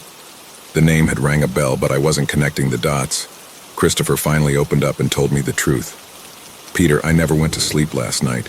Your mother left you on the terrace and came inside crying. I met her in the library, drinking by herself, and started talking to her. She told me everything. The one thing we couldn't figure out was why the creature looked like me. The fact that it resembled your father made sense. He had made the deal, but the fact that this iteration looked like me threw us both. We couldn't come up with a reason until I thought about your drug usage. I am not to blame for this. I fucked up my youth and had to work long and hard through rehab to get the fuck out of that situation. You have no idea what I went through. I shot back. That was my biggest personal triumph. I have nothing left in my life, and I felt like Christopher was robbing me of that as well. Fuck defending my doctoral thesis and being offered tenure. Dragging myself up by my bootstraps. Fixing my addiction problems was my greatest triumph. You died, Peter. Christopher bluntly said I didn't know what to make of that statement. I had no clue what he was talking about. What the hell do you mean? I mean, sure, there were blackout periods, but I never fucking flatlined. I scathingly threw back at him. You're the love of my life. You're the reason that I get up in the morning. There are weeks when I work 70 hours, but to know that I'll come home to your perfect body, my body was far from perfect, and your beautiful face and your gorgeous smell, I did smell pretty awesome. Just thinking about you makes me know that I found the one that gave me the reason to continue living, the one that drives me to succeed, and the one that I want to hold my hand as I close my eyes for the last time and leave this world. That's what you mean to me. Christopher was crying at this point. We found one another when you were at your worst. You were a strung-out tweaker, drug slang for one who does a ton of meth and then parties for days, that I helped up off the floor of the kitchen at a house party. You told me that I had the most beautiful eyes that you had ever seen. You made me realize that I was worth something. Peter, when you met me, I was so confused. I hated myself for liking men, and my parents' hate equaled mine. I had no drive to continue, but even in your drug-addled state, you knew how to make me feel like I was worth it. I fell in love with you, the only time I had truly been in love. When you were sober, you were the best, and when you were high, you fucked like a god, and I loved it. But I lost you in those moments of all-consuming drug binges. I was crying at this point. I loved Christopher, and this reminded me why. There was one particularly terrible night. We had spent the afternoon together and had lunch at Barberien, and spent the afternoon walking along the harbor front. It was a beautiful day. You left me and told me that you were going to meet David, your dealer, and my heart sank. When I had you, I had you. But when I let you go, you let yourself go. I just stared at Christopher. My mother was weeping and covering her mouth. Evidently, Christopher had told her this story earlier on that morning. Christopher continued. About 10 p.m. that night, I tried calling you and you weren't answering. I got a terrible feeling. Even at your worst, you always answered me. Even if the only thing I could hear was the pounding bass of whatever god-awful club you decided to tweak the night away in. But that night, I got no answer. I tried several times, and around 11 p.m. I finally gave up and called your parents' house. One of the night staff answered and advised me that you had been rushed to the hospital. You were at St. Michael's. I recalled bits and pieces of the night he was referring to, but only truly remembered regaining consciousness in the hospital bed, feeling perfectly fine. I remembered my mother mentioning how much she loved Dr. Megan for bringing me back, but that was it. I raced down the Gardner Expressway, going over 150 kilometers per hour. I didn't know what I was doing. I had had a couple of drinks with my friends and was pretty tipsy. It's pretty amazing that I didn't crash on the way there. I sped into the parking lot and ditched my father's Bentley in the entryway and just ran into the hospital. I found the emergency room, and at first they refused to let me see you. That's when I saw your mother. She was sitting in a chair, babbling to herself, talking about how you shouldn't climb so high on the monkey bars because you would fall and scrape your knee. In hindsight, I realized that the hospital stank. It reeked exactly like the King Edward Hotel. Exactly like the inside of our BMW in the parking lot. It wasn't until I was speaking with your mother last night that I remembered that. I guess in the moment I had blocked it out. I always hated hospitals, and I knew I had to get to you. I looked at my mother. She looked away. I ran up to your mother and crouched down so we were face to face. I asked her what was wrong, and she just kept saying, "Wilhelm, keep an eye on him. If he falls, he could scrape his knee." She was completely incoherent, and I expected the worst. I ran into the triage room where a terribly fat woman was complaining about hemorrhoids. The nurse yelled at me to leave, and I backed out of the room. An attending physician, Dr. Patel, finally found me in the hallway and led me away, firm hand on my shoulder. One of the day maids had brought up a tray of juices and a tumbler of gin. It was a family tradition if we were going to drink at 8 a.m. Family rules dictated that it be gin. My mother had poured herself a rather large drink and invited the poor maid to have one too. She rebuffed Mum, but finally gave in. Christopher, gin in hand, continued telling the story. "Doctor," Patel walked me to where your mother was sitting. By this point, your mother had been moved into a separate waiting room. She kept staring at the empty chair next to her and saying, "He's going to be a physicist, you know, guaranteed to win a Nobel Prize." She didn't even realize that myself nor the doctor had entered the room. I was directed to a chair, and that's when my world ended. He looked at me and said, "Peter died from an overdose at approximately 10 p.m. tonight." My world collapsed, Peter. I understood why your mother, now showing the imaginary person sitting in the seat next to her the baby picture she carried around in her wallet, was acting the way she was. It was like someone had reached into me and ripped my stomach out through my mouth. I broke down and started to cry. The time was almost 11 p.m. at this point. You had been dead for almost an hour. I didn't know what to say, what to do, or how to continue. I had died for an hour? Medically speaking, this was impossible. Where was Anthony when I needed him? Oh right, relieving intracranial pressure in a 4-year-old. It's impossible to recover from an hour of death. But the rest of Christopher's story made me understand better what was going on. He continued speaking even though his voice was breaking down. Dr. Patel left the room. I had never felt more alone. He promised that he would return shortly after doing his rounds, and that I should contact a loved one to pick me up from the hospital. That's when Dr. Megan entered the room. She was a Filipino woman, about 5'6" with short black hair. She put her arm around me and apologized for what I was going through. In hindsight, I now realized that she looked slightly strange, like if her lip was slightly bigger, but nothing I cared about in that moment. The smell was also probably there, however, in that moment. The entire Santa Claus parade could have marched past me and I wouldn't have noticed. She put her hand on my leg and said, "We can bring him back." I was floored. I didn't know that you could bring someone back from over an hour of death. "Of course," I said, "of course I want to. Please." She removed her hand from my leg and looked me in her eyes. There was a strange coldness to the whole thing, but I didn't care. I just wanted you back. "It'll be difficult, but I think we can do it," Dr. Megan told me. I didn't care. I couldn't watch your mother go through this. I couldn't go through this. I wanted you back. "Do what you need to do," I told Dr. Megan. "Okay, but remember, all debts need to be paid and all dues are collected," Dr. Megan said without breaking eye contact. I just figured that this was some bullshit, take care of yourself thing that physicians said to the relatives of drug addicts so that we could scold you when they woke you. She left the room again and came back about 20 minutes later. I did not recall any of this. I do not recall anything. I was floored. Who was this miracle physician that had brought me back from the other side of the death? "You can come see him now, but you must bring his mother." She held the door open and pointed us in the direction of your room. I found it strange when I entered that you were almost normal, like nothing had happened to you. You were sitting up in bed just staring at the wall, waiting for us to walk in. I walked in and gave you the biggest kiss I'd ever given you. Your mother snapped back to reality and threw her arms around you. "Oh mein Lieblingssohn, ich werde dich nie gehen lassen. Oh my darling son, I'll never let you go," she exclaimed. Within 5 minutes, Dr. Patel had returned to your room, reviewed your chart, and gave us a smile. Another debt," was all he said, and left the room. We didn't care what he had to say. We had you back. Dr. Megan was a miracle worker, and that was it. You entered rehab within 2 days of being discharged from the hospital and never once went back to the drug. It was a miracle. You were virtually cured. About 3 months later, I returned to the hospital with a large bouquet of roses for Dr. Megan. This woman had brought you back from the brink of death. I went to the administration office and asked for her. The hospital had never employed a doctor. Megan, and the only female physician named Megan who worked there in the past year, was a rather rotund Chinese woman who looked nothing like the doctor that saved you that night. I never told anyone this. I figured that an angel had brought you back to us. Now I realized that it was something far different. I interjected at this point. If the doctor was chirping on about debts, how the hell did none of this ring a bell to you before, Mother? You must have known what was going on.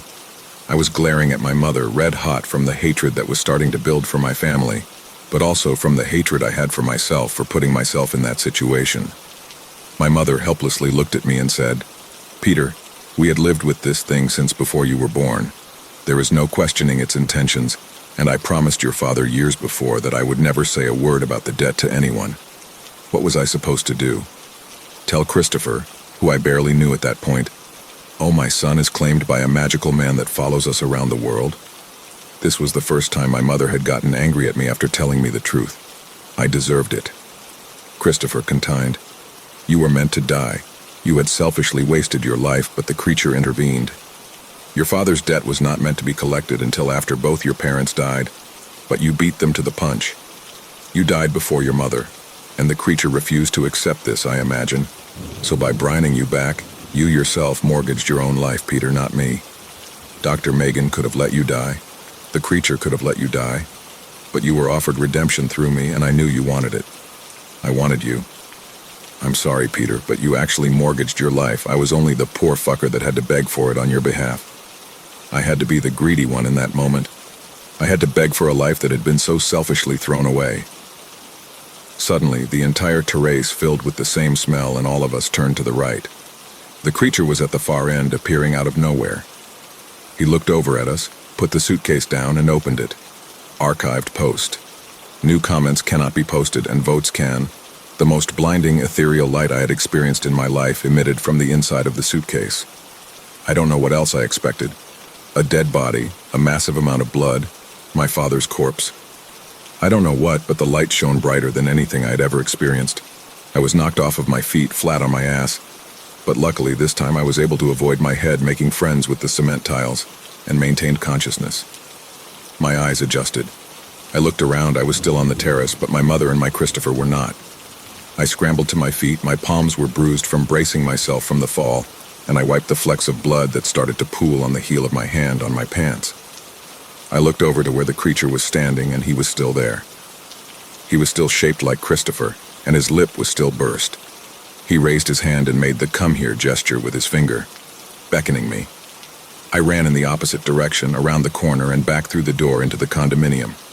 "Christopher! Mom! Where are you?" I was frantic. Had this been the payment that the creature was seeking? Was he going to take everything that I loved in the world just for money? My mother's laugh and Christopher's smile was worth more than any amount of money could buy. If they were gone, I could see no reason to live, no reason to continue. A swan dive off of the terrace onto the hot, albeit comforting sidewalk 40-plus stories below would have been the choice I would have opted for. Why the fuck did one woman need so much space? That was the only thought that echoed in my mind as I ran through hallway upon hallway, screaming for both of them. I ran into my mother's room and up the stairs behind her bed to the second-floor area. That had its own balcony. Maybe I had passed out and she had run to where it was considered to be safe. We had done drills when she first moved in of where she would go if someone broke in and tried to kill her or hold her ransom, and the second-floor balcony in her bedroom was always considered the furthest from the main entrance. But nothing. She wasn't there. I couldn't find her anywhere. Christopher and I had stayed at the condo while our bedroom was being refinished, so he was intimately acquainted with the place. I ran from bedroom to bedroom screaming like a madman, almost begging him to emerge. But nothing. I started to run out of breath, snot and phlegm pouring from my nose and mouth respectively. Fuck, why did I smoke so much? "Christopher!" With the last ounce of strength that I had, I screamed. I bellowed. I begged. But nothing, just sheer unadulterated silence. I refused to give up. I ran out the main entrance and down the hallway. I pounded on Mrs. Thompson Fitch's door, screaming for her. Maybe in a mad dash, Christopher and my mother had run there. Nothing, no answer, no response. The old bitch was a terrible person, dripping with jewels and attitude, but I begged and prayed that she would answer her door. I kept pounding, but I never got the response I was so desperately seeking. My mind raced to alternatives. The fire alarm. If I couldn't find my family, I would throw the whole fucking building in a panic. I raced to where the elevator was and pulled the alarm. Dead silence. $15,000 a month in condo fees and the fucking alarm wasn't working. This was bullshit. I hit the elevator button, but it refused to light up. I was running out of options and fast. I decided that even though my smoker's lungs had failed me while I was running through the apartment, my best bet was to run down the stairs and have one of the valets call the cops. I had tried my hardest to avoid involving the police, since evidently my own family was the source of this newfound misery. I bolted for the stairwell door and grabbed the handle. Touching the handle seared my hand. Badly. "Fuck!" I screamed and looked at my palm. The scrapes from bracing myself from the fall on the terrace were virtually cauterized. No more bleeding, but my hand was badly burned. I took my shirt off and wrapped it around my other hand, hoping that this would allow me to turn the knob. I reached for the handle again, less hot but still burning. It refused to turn. The creature was refusing to let me leave. I sat on the ground. I didn't know what other options I had. I had to face him. I picked myself up after a minute or two and headed back into my mother's place. As I entered the condo, I realized that not only were Christopher and my mother missing, but so was everyone else. None of the staff were there. No one was. "Sylvie, Astrid," I screamed, but no one answered. I realized that I was truly alone. No one was there. I walked back through the maze of corridors and came up to the wall of windows. I walked outside to the edge of the terrace. I thought about jumping and wanted to ensure that if I did throw myself off, I wouldn't land on someone's balcony. I refused to live in a world without Christopher or my mother. As much of a mama's boy that made me sound like, losing the two people that I loved the most in the world was too much to handle. I placed my hands on the railing and leaned over. The building was a high-rise in Toronto, and I should have seen thousands of cars and people going about their regular lives, unaware of the insane happenings transpiring above them. But there was nothing. If my eyes could bulge out of my head, they certainly would at that point. There were no other people. No one. I looked into the glass facades of the buildings that surrounded me, and there was no one. There were living rooms with empty sofas, beds that were unmade with no one occupying them, and parking lots that were completely empty. There was no one. What kind of limitless power did this thing have?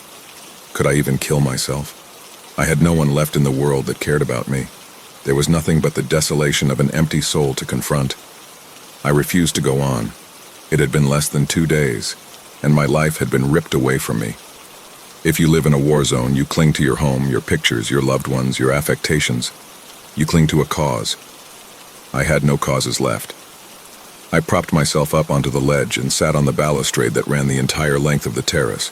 My feet dangled over. I kicked off one of shoes to make sure that it would fall, and it tumbled effortlessly to the ground. I had lost my mind and had no way of regaining it. If this thing could strip away everything I loved just by opening a suitcase, what was worth fighting for? You may want to take a look inside the suitcase before you decide to do that. It was Christopher's voice. I knew it was the creature, but hearing that voice made me turn around. I hoped beyond all possibility and all reality that when I turned around, my man would be standing there. I slowly turned my head, and there he was, 20 feet behind me, the creature covered in the black, oozing blood. I stared at him over my shoulder, my feet still hanging off the terrace. "What do you want?" I said in a tone just above a whisper. There was no strength left to scream. The creature advanced towards me and said in that beautiful voice, "We want to settle your debts. We brought you back before, and if you think that this can be evened out by simply jumping, you're far less intelligent than the degrees we allowed you to have would insinuate." I chuckled almost silently. Allowed me to have? He was right. Everything I had earned and everything that I had accomplished, and even everything I had failed at, was simply at the behest of this creature and his kind. Me. "What are you? How can you do this? Are you a devil?" The creature quietly chuckled and advanced even closer to me. I wasn't filled with dread anymore, just an overwhelming sense of resignation. The creature spoke. "We are what you humans refer to as fate. We are the hand that guides. We are the power that makes it be. Your world and ours overlap one another, like water on a pane of glass. You see right through us, and when the time is right, just when the time is right, we even out the score. We are charged by the universe with the ultimate responsibility of ensuring that an equality is struck, that no one, man, woman, beast, is endowed with the ability to achieve more than they are capable of. When you see father rip off a door to save his child from a burning vehicle, we have allowed that to occur. And in the same vein, when an infant dies from cancer, we are the ones that take that life. When you walk across that stage holding that Nobel Prize, we are the ones that have allowed your research to succeed.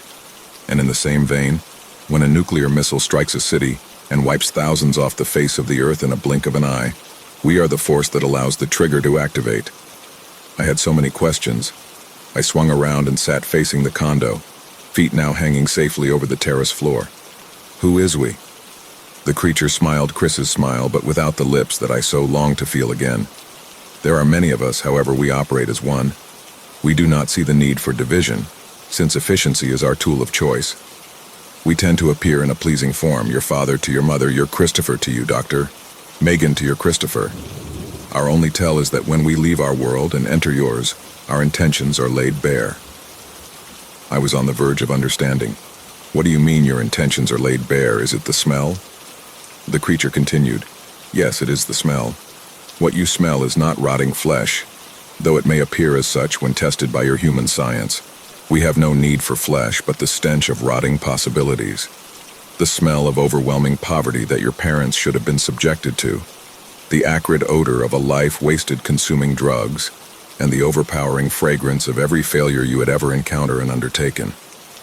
Christopher smells your death. You smell your wasted life. Your mother smells poverty. The woman at the hotel, I presumed he was referring to the clerk, smells the stench of an affair she wished she never had. Anthony smells the stench of a hit and run that was never reported. The small child in the Tim Hortons wasn't repelled by the creature's smell because she was too young to know the stench of failure, the pungent scent of unfair advantage. She instead focused on his grotesque lip. It was making sense. Then why does your lip bleed? It was the only thing about the creature's physical appearance that remained a mystery. Because we pay a price too. Nothing in existence goes unchecked, and until we remove the imbalances that we are charged to rectify, until we collect all debts, until we ensure payment of all dues, we suffer the consequences of inequality as well. We rot and fester until the ledger is made balanced, until a fine, delicate, even measure is struck. Why can't you write like us? I had to know. We do not write. We manipulate the fabric of your world to generate the notes and the messages that we send. It allows us to remind you of the unevenness, of the urge to rectify without having to visit you. Everyone owes a debt, not only you. I couldn't help but lock eyes with him through this entire period. He was explaining himself, and apparently all I needed to do was ask. A physicist's worst nightmare is not asking a question when it is required, and I had confronted that fear head-on. But you, or your kind, or whatever the right phrase would be, made the deal with my father. You made the deal with Christopher for my life. How can you claim to be some great force that brings equality when you yourselves brought about the unbalance in the first place? This was the first time that I spoke to the creature with anger. Never overestimate your worth, even if you are tempted by fate. Never take a deal without understanding that you do not deserve an advantage, and not just you. Everyone. The creature rattled this off as if he had been asked it many times before. So how do I even the balance? How do I equate the ledger?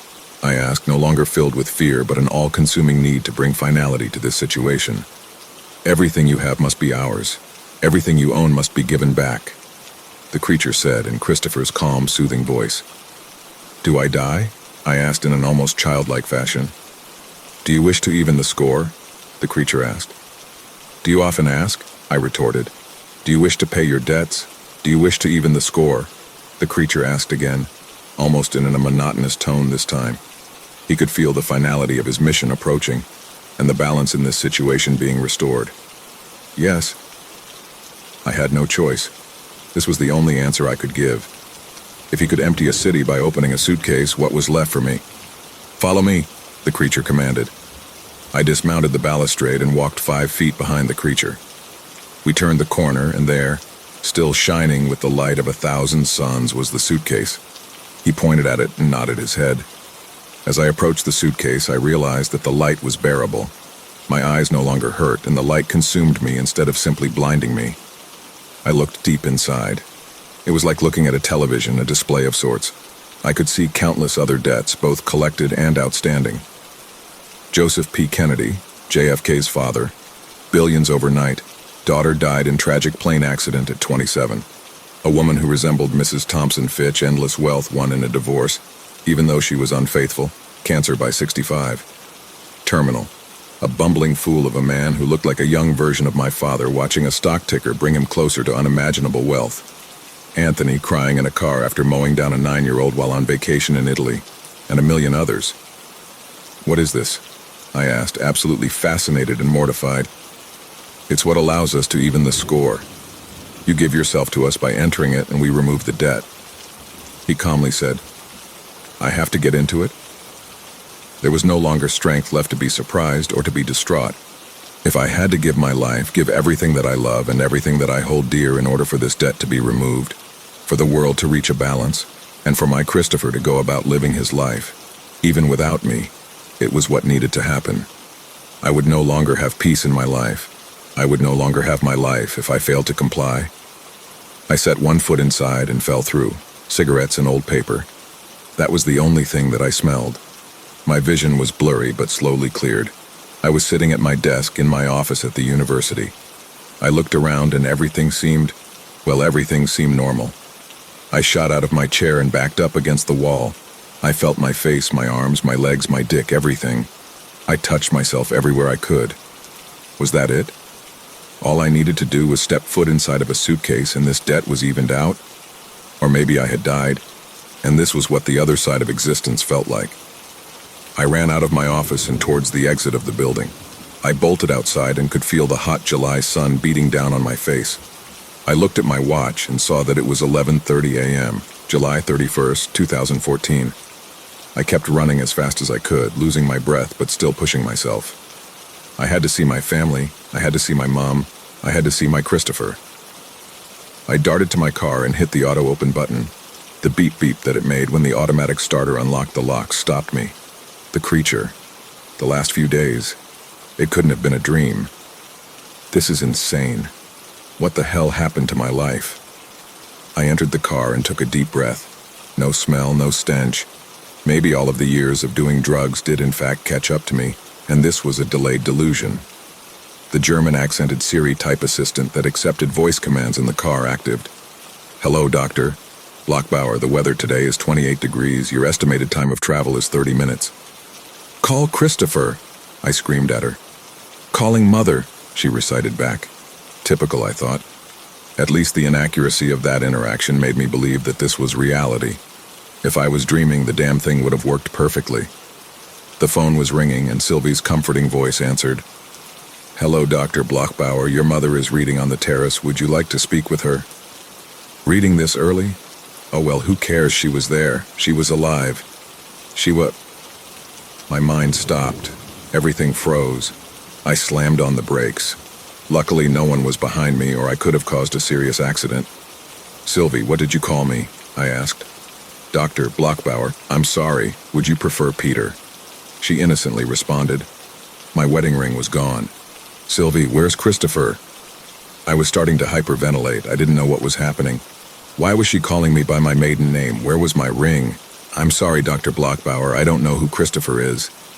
I stared blankly at the windshield. What was going on? What price did I pay? "Dr. Blockbauer? Dr. Blockbauer? Peter? Are you there?" Sylvie repeated the question, but I still didn't answer. I hung up the phone by clicking the button on the steering wheel and floored the accelerator. 204 kilometers per hour appeared on the digital readout as I tore down the highway to the house that we shared. I finally slowed down at Yonga Street and exited the highway. The light was red at the end of the ramp, and I hit the voice-activated assistant button again. "Call Christopher!" I screamed at her. "Calling Mother!" she replied in her sterile German tone. I hung up the call. I held down the home button on my iPhone, and the famous die-did of Siri sounded. "Call Christopher," I said. "I don't see Christopher in your address book. Should I look for locations by that name?" Was the only thing she said. The light turned green. I tore through the streets of Toronto, laws be damned, and turned onto my street. I had to swerve to miss the 12-year-old blonde on her bicycle. As my house drew nearer, I could see that the garage door was opening. Christopher must be home. This relieved me. I made a hard right turn into the driveway and froze. There in the middle of my garage was the suitcase. Tattered, worn, but no smell. I didn't smell the creature. Nothing. I ran into the house. It was different. The decor was the same, but the pictures on the wall featured me and my friends doing things that I did not remember at all. Me with Sonia at a fashion show. Myself with Bing running the Boston Marathon, Samantha and I having lunch in Paris. But that was it. No pictures of Christopher and I. Nothing. I started to pant, to gasp. I was losing my mind. No, not again. Please, not again. I didn't want to go through this again. I thought it was finished. I ran into the garage and the suitcase was gone. I ran back into the house, unbelievably hoping to see the creature to ask what was going on. But nothing. I ran up to the bedroom that we had shared. Only my clothing was in the closet. Nothing of Christopher's was there. Christopher wasn't there. Christopher hadn't been there. Ever. Where both our degrees hung only hung my string of degrees, set in the middle instead of at the top of the wall. No room for his. I ran into the living room and pulled what should have been our wedding album off the shelf. Instead of the cream-colored leather front, it was red plastic. The Seychelles, the potential adoption, the trips to Venice, the love, the fucking love. What did I do? I flipped open the album. Again, just pictures of me and my friends, pictures of me and men I didn't recognize. Pictures of me kissing the occasional man, and more pictures of my friends. Nothing of Christopher. I flipped to the last page, only one word. I dropped the album and collapsed, weeping on the ground. Collected.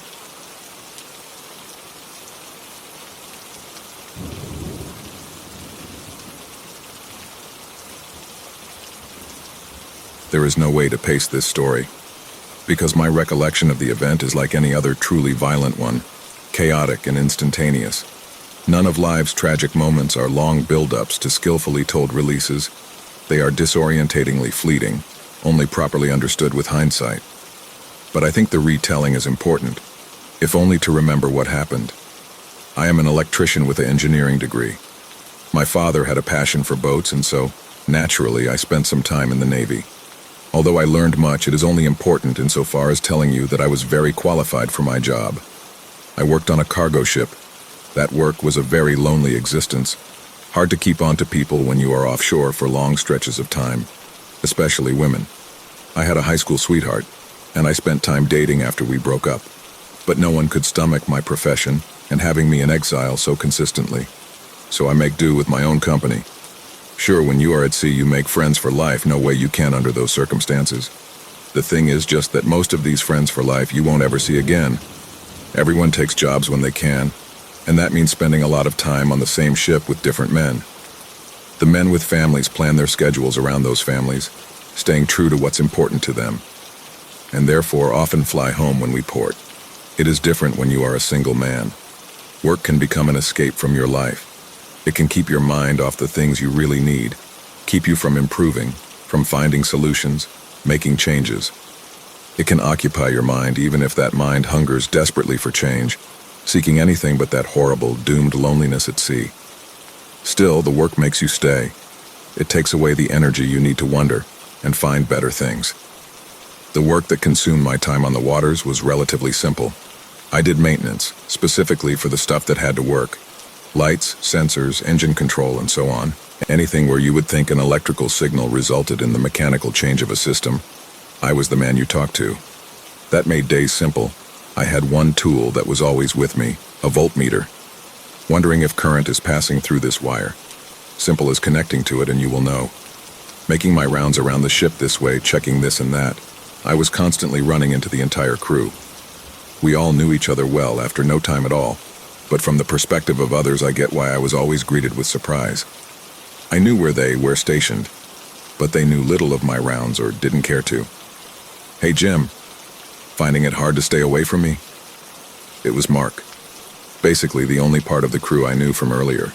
He was such a lovely man, kind-hearted, helpful, understanding, and full of playful humor. Of course, you're magnetic. I held up my voltmeter like it was dragging me to him. He gave out a small snicker. "What's wrong with our ship today?" No one liked Justin, not sure why. Maybe it was because he forced himself into stuff people weren't interested in sharing with him. Or maybe it was just me, and I despised the fact he didn't understand I wasn't interested in having mine and Mark's friendly jester bouts interposed with generic small talk. I had a fleeting thought occur to me then, of replying, "You are the problem with our ship," but kept it to myself. As usual, it's just loose signals that are being tightened up. But you should be glad I'm not letting anyone in on how shitty our sonar is. All ships have a sonar that helps measure the depth to the seafloor. It isn't really useful when you're at the middle of the ocean like we were at this time, but it can be extraordinarily important when close to shore. And if you're like most normal people, you probably haven't thought about how a sound-based system knows what is underneath you and what is at the sides of you. After all, it is a wave that just propagates out to all sides. So how would you know what the echo was bounced off? The reason why it works is answered by how it sounds. Multiple wavelengths of sound are emitted at once. The waves flow over each other, creating interference. The image is then created by how these waves have changed when they come back. The waves spread out in 3D, and when the sound is bounced of an object, all of the components with different wavelengths are shifted in relation to each other. Where there once was negative interference, there is now positive, and maybe vice versa, allowing you with some math to know what direction the return signal is coming from. Interference like this is crazy complicated. When interference is between two waves in head-on collision, it is relatively easy to understand. But when waves can spread between each other in 3 dimensions, or even 2-dimensional surfaces like an ocean, it immediately becomes very hard to grasp how they interact. But this complicated interaction is why sonar works, and simultaneously why ours wasn't always able to. Because in some cases, different wavelengths interact in such an unfortunate manner as to create spots of hyper-enlarged magnitudes. Basically, a single spot can be placed in a location where all waves peak together, right at that same intersection spot, creating a wave of such intensity that it can fry the system simply by being literal hundreds of times bigger than the equipment was ever designed to withstand. A rogue wave, as it is called, and it just so happens that our sonar has a tendency to create such waves much more frequently than you would expect. Let me guess, it's so bad as to basically be like going in blind. I didn't answer Justin this time, just looked at Mark as I went by them onto the next task. Don't have too much fun without me now. I didn't pity Mark having to stay with Justin. That evening we were all called in to eat together, which was a rare event. The captain chose to give us some bad news in a nice setting. Not that the room was nice, just that company was. Imagine a ship and you will know what it looked like. Cramped iron walls spray-painted with a thick layer of whitish paint, fluorescent lights, tables mounted to the floor. The feeling was like you had chosen to live with 15 other men in a floating prison. What a brutal profusion. Okay, so we are about a couple of days, a day or two out from really bad winds. We all knew what that meant, even if his look hadn't been so stern. Our captain was a man with many, many years of expertise. That he even called a meeting meant this was critical information. And getting a wind warning out on sea didn't mean strong winds. It meant waves.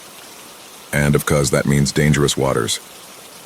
The weight of his words draped over us like a duvet. Just like any slumber party, anything outside of it became a distant reality. I broke the silence. How tall are we expecting them? The captain turned his eyes to meet mine. The important thing is that we prepare for it. That's the only focus at this point. Everybody on board with that assessment? He turned his gaze towards the room. He didn't know the answer, which was frightening. Sounds good, Cap, a few of the men said uncoordinatedly, allowing his desperate plea to let his ignorance slip under the rug. That night I dreamt terrible things. I dreamt that all of us was in the lifeboat. The ship slowly taking on water, we had managed to make an escape, but the lifeboat wouldn't unlatch. With such a technical fault, I dreamt of the men arguing, to some degree violently.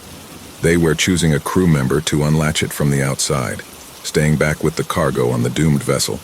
And logically, at least to my dreaming mind, they chose me. I was the only one that knew how to operate the latching mechanism. And being forced to step out from the security of the lifeboat, I watched Mark fight back against the group consensus. Landing backwards on the tow metal of the cargo ship, I watched the men that threw me give way to an enormous version of Mark's head filling the entire doorway with his big, teary eyes. As the ship started listing, I got to my feet, a new directive being installed into my being. Survival was no longer an option. Only the ability to save my tribe remained. Saving Mark. Dreams are weird conglomerations of ideas. And I don't know if we hugged, but we definitely exchanged a deep-felt goodbye. And I grabbed the small pin, keeping me from ridding the boats of shackles. Pushing it of the ship, I watched as I was ripped from existence by my own heroism. You slept okay, Jim? Mark handed me a much-needed coffee. Even if I had slept well, I wouldn't have been able to make coffee in this sea. Contrary to common belief, a ship doesn't sway every which way. The ship is most well-equipped going straight onto the waves. The captain going in head onto the waves meant you could be pretty sure what ways you would be thrown. Although the sea wasn't bad enough to throw us yet, but you could feel the winds the captain had promised, had worse in store for us when we reached them. I accepted the coffee graciously. Thank you. A small smile towards him was unwillingly given off my lips. Well, I actually slept quite poorly. I directed my following inquiry to the entire room. Does anyone here know how to keep the lifeboat clamps engaged? The question was vague. I designed it that way, such that it would only get a reply from someone I could trust with the task. Yes, sure, why? Anything wrong with the controls? This was my guy, a man named Joshua. No, not necessarily. I just haven't gotten around to check the circuitry is all. I need a hand with keeping the boat on tight whilst I'm in there. You have time? Mark let off a smirk. He muttered whilst bringing back my attention to him. Sure, holla when you need me. After Joshua's affirmation, I returned to Mark with a disapproving look. Grab a jacket, Joshua. It's getting cramped in here. Mark's smirk disappeared. Making our way outside wasn't as bad as I had expected, yet not easy. The waves at this point being no more than an omen of the storm to come. Only the swinging oceanic vibrations manifesting in the waves we now felt had been able to travel far enough to reach us. The problem was that the seemingly random intervals between the waves made it hard to discern a pattern to the swaying they created. When walking, you ended up having little indication of when they would hit, and looking out over the water, the only regularity I could discern to their motion was their direction. The lifeboat hung at a 45-degree angle of the side of the ship. It was orange, and it was very awkward to get into. I stepped up next to it with Joshua. "Know what to do?" "Yes, sir," Joshua answered sarcastically. I waited for another response. He didn't get the hint. "Yes, sir," he repeated, now with obedience. "And what are you doing?" He had a look of embarrassment on his face as he understood what I had meant all along. "I'll be standing here holding on to the release, stopping the pin from disengaging." I nodded. "Great, thank you, Joshua." With our roles defined, I moved into the small canister. Taking a hand to the top of the door, I put my foot onto the sloped floor. What a terrible design choice this was.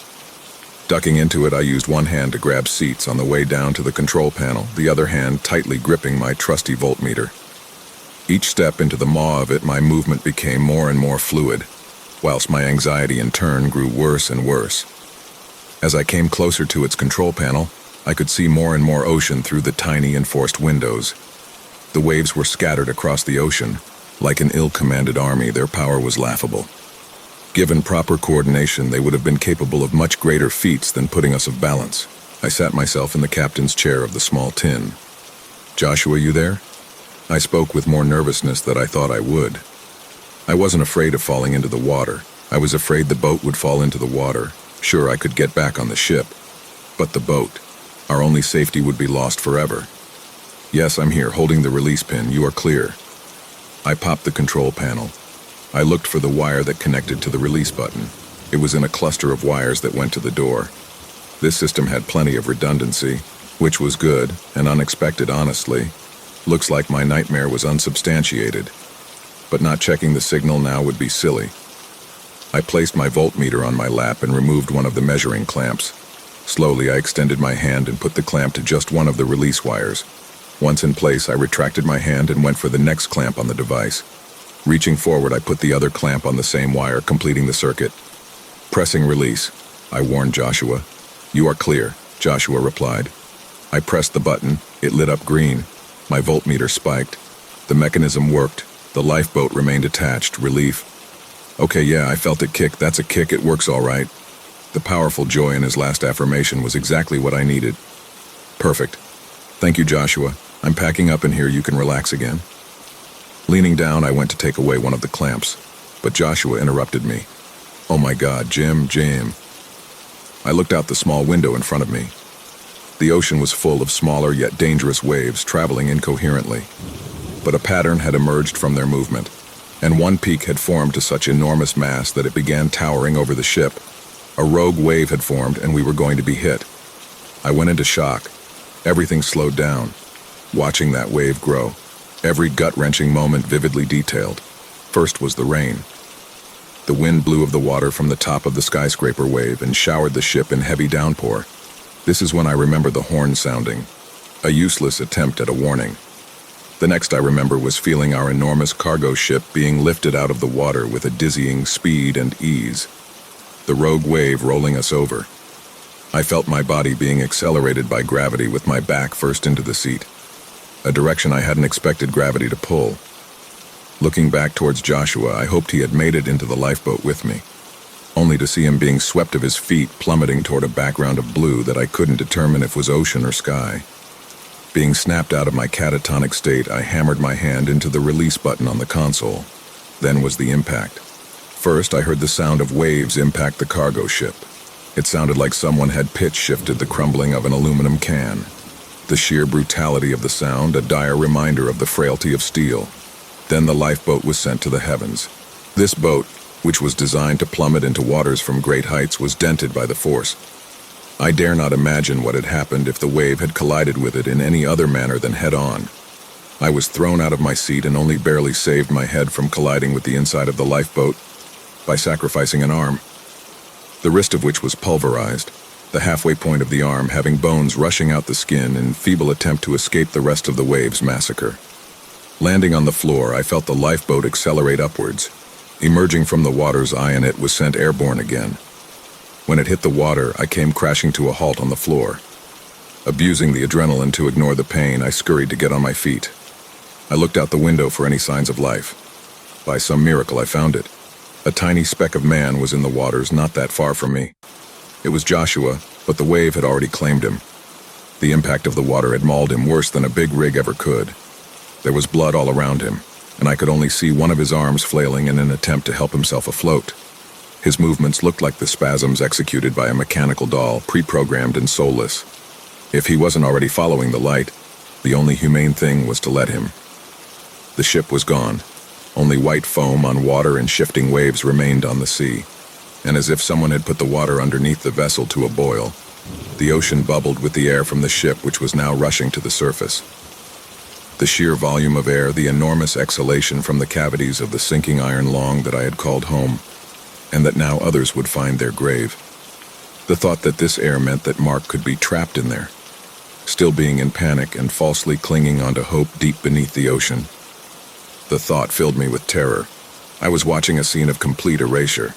No evidence left behind of the carnage that had taken so much from so many, and as a devilish answer to my newfound despair, evidence was brought back from the deep.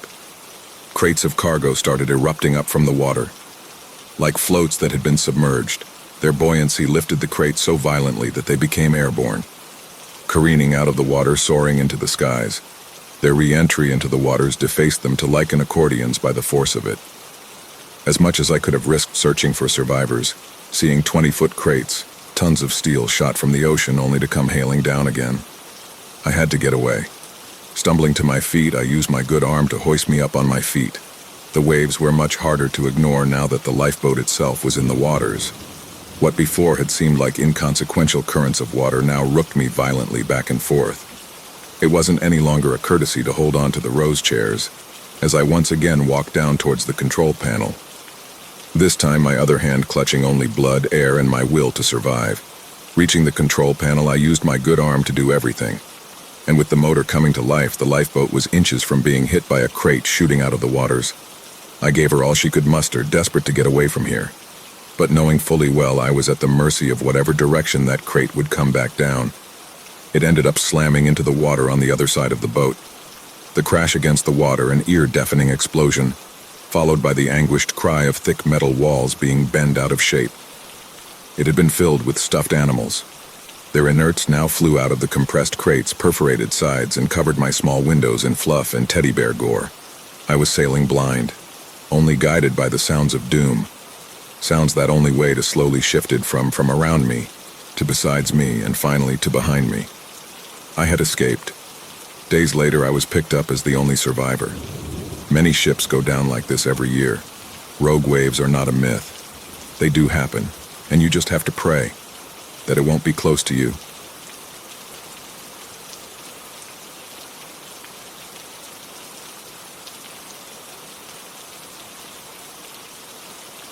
The captain avoided me for most of the journey. I spotted him only once in port as he walked into the pilot room. He was a squat man with a bushy beard, a pinched face, and a nose that reminded me of a goldfinch beak. I called out to him to ingratiate myself, but he ignored me and went about his work. I was told he liked to keep to himself, but I assumed that since the company had paid for my passage, he would eventually avail himself to me. We were on our third night on the river, and I hadn't seen the hide or hair of the man. I started to think that the pilot room wasn't just where he controlled the steamer, but also his nest. The Big Easy River Company had hired me to write about their new 4-day trip up the Mississippi River. It was a test run, and I'd have the whole place to myself. The accommodations were passable, but not spectacular. The previous month, I had been aboard one of the newer luxury ocean liners, and the rooms on that ship were busting at the seams with extravagant touches. This steamer had only given me a mint on my pillow. Regardless, the trip was not my first concern. The company paid me good money for the story, and the extra bonus they provided when I arrived ensured the coverage would be positive. The Big Easy River Company had once been the class of the river, but had fallen behind competitors offering quicker trips at lower prices. Not to mention the growing ocean liner business that sailed into the port of New Orleans and promised locales more exotic than Kansas or Missouri. The ride along the Mississippi was smooth, but the constant thwack of the paddle hitting the water and the steam engine clattering did not allow for the most restful sleep on the ship, especially if you were near the big wheel itself. Thankfully, I wasn't, but that last night I found myself growing restless. I became convinced that the captain had to have stories to tell. I found it queer that, despite the dire straits the company found itself in, he refused to speak to me. I was sure he would have all kinds of tales to color my story, yet he rarely left the pilot's room. Since sleep wouldn't come, I decided to walk around the ship when everything was still, see if my smooth-talking ways might get the crew to open up. Like the captain, they had avoided me like the plague. I found it odd that a struggling company wouldn't force its crew to be more hospitable, but I had already been paid. It was their choice. These crew conversations always yielded fruit. Once, while writing a story about a campsite in the Adirondacks, I had a conversation with a ranger. He told me of all the strange phenomena he'd dealt with while working there, ghosts, creatures, and things of that nature. I took some of the more gruesome details and sprinkled them into the article. My editors nearly canceled the story, but I convinced them to run it as is. It was a massive hit. Reservations at the campsite were booked up to 2 years in advance. The truth was, if a place was eerie, ghoul chasers, my preferred name for dark tourists, were always drawn to it. Knowing this, I liked to throw a bone, quite literally in the case of the skeletal remains found in High North cabins, to those readers. Ghoul chasers flocked to these places, hoping to have a paranormal encounter to impress neighbors back home. Not every client wanted to cater to the ghoul chasers, but money's money. Any complaints were dulled by the wads of greenbacks they pulled in post-publication. I hoped for something along those lines during this trip, but had rolled snake eyes so far. It was a shame because there had to be lore and legends surrounding the mighty Mississippi. It'd go a long way if someone would comment, but mum was the word.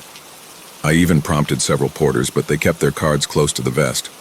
I assumed this edict came from the top down. This led me to believe I'd have to get stories from the captain's lips alone. As I rounded the ship's prow, I was stunned to come face to face with the captain.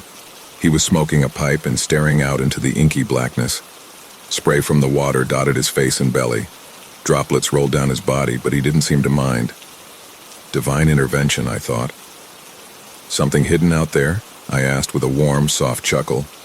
Aye, he said, his eyes never straying from the black. I laughed again. Should I be concerned? He didn't respond with words. He puffed on his pipe and blew out a cloud of gray smoke that mingled with the night air. You're the writer, eh? I am, I said, extending my hand.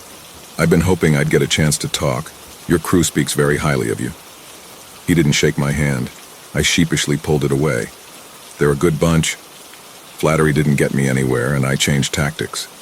Been with Big Easy for long? No, he said, tapping his pipe on the railing. I came aboard a month ago. When the new owners came on board as well, correct?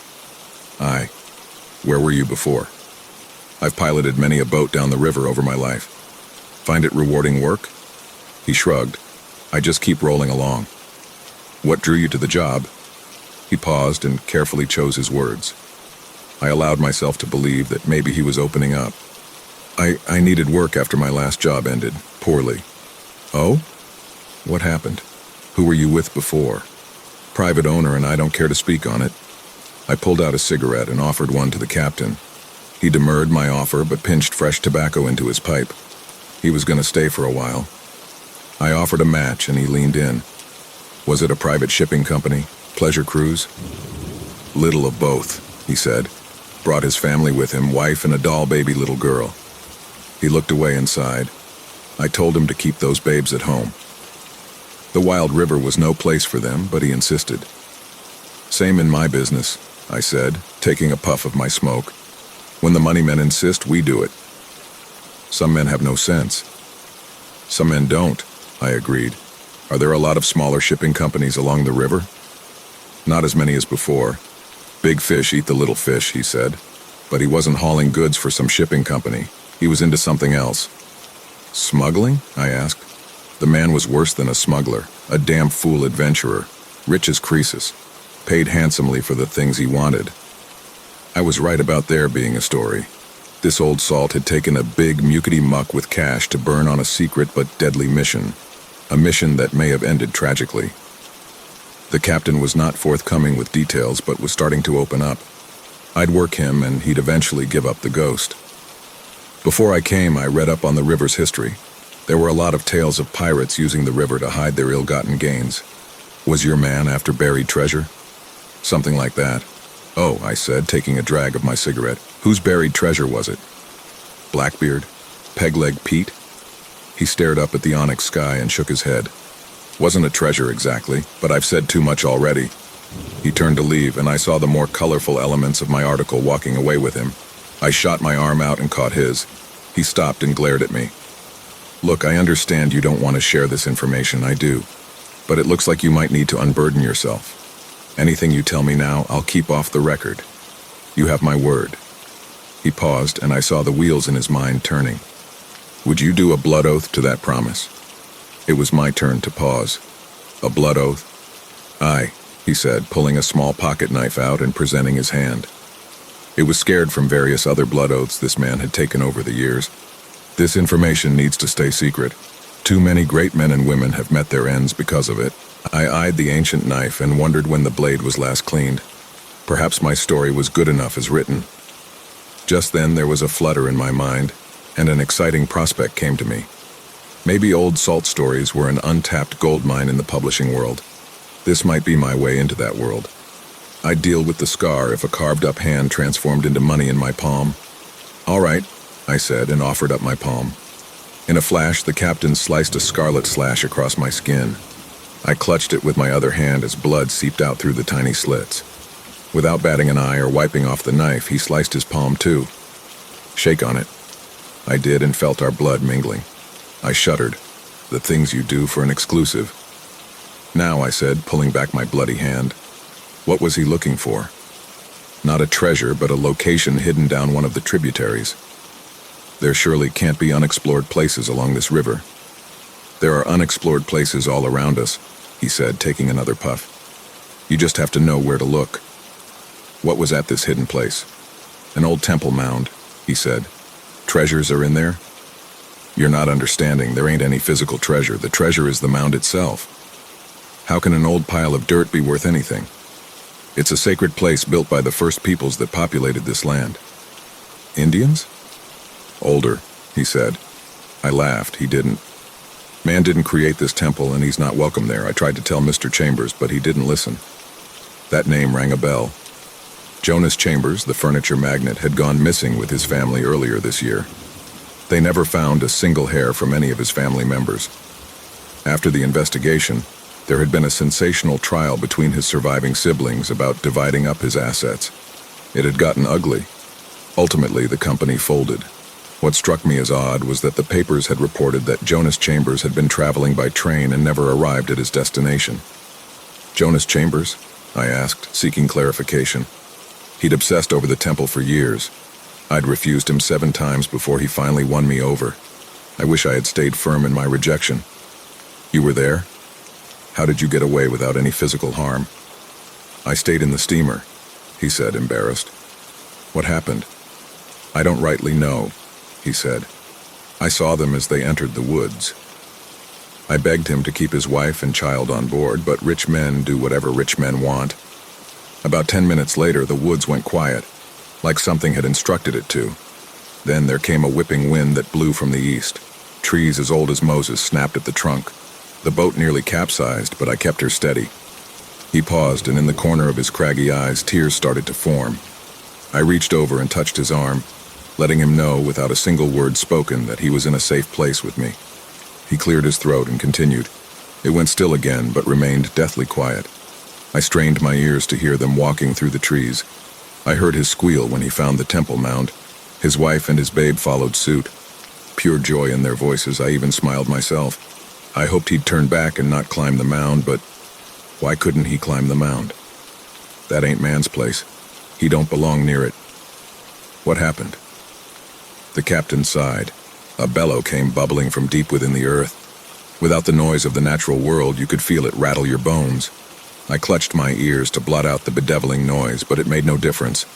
The old ones, they can get to you however they want. A chill raced up my spine at the mention of the old ones. You hear all kinds of fantastic stories when you've dabbled in the paranormal for as long as I have. Often they're independent of one another, and most are hoaxes. In my travels, I'd heard amazing legends that all turned out to be nothing more than some lie told to hide a more horrid truth. There was the remains of a two-headed boy in Ruston, Louisiana. I went there and found 2 pig fetuses stuffed into a mason jar. Or the man who swore the world would end on April 8th. When the day came and passed, he killed himself and his family. To say nothing of the raving fool of Avery Island who was called the King of Carrot Flowers and swore he spoke to Mother Nature herself. What I found was a ranting, malnourished mental deficient tied to a rope in a family-run freak show. But tales about the old ones cropped up nationwide. Stranger still, these stories all shared similar details. People who dealt with them all came out of the experience changed. Their ranting seemed real, more believable. Liars have a spark in their eyes that a trained journalist can spot. These people, though, that spark had gone. Those stories always played, and most importantly, paid well. Personally, I was on the fence about them. But a large contingent of my ghoul chasers were true believers. The talk of a race of people living here before man was worth exploring. They'd travel any distance and probe the areas where the ancient creatures were said to exist. Some came to find actual proof, while others went for real thrills. None came away disappointed by the hunt, though. These legends have persisted for a reason. The old ones? I asked, playing dumb to pry more from him. Eons before man dreamed of a life outside the treetops, these lands were controlled by powerful creatures born from the depths of unimaginable hell.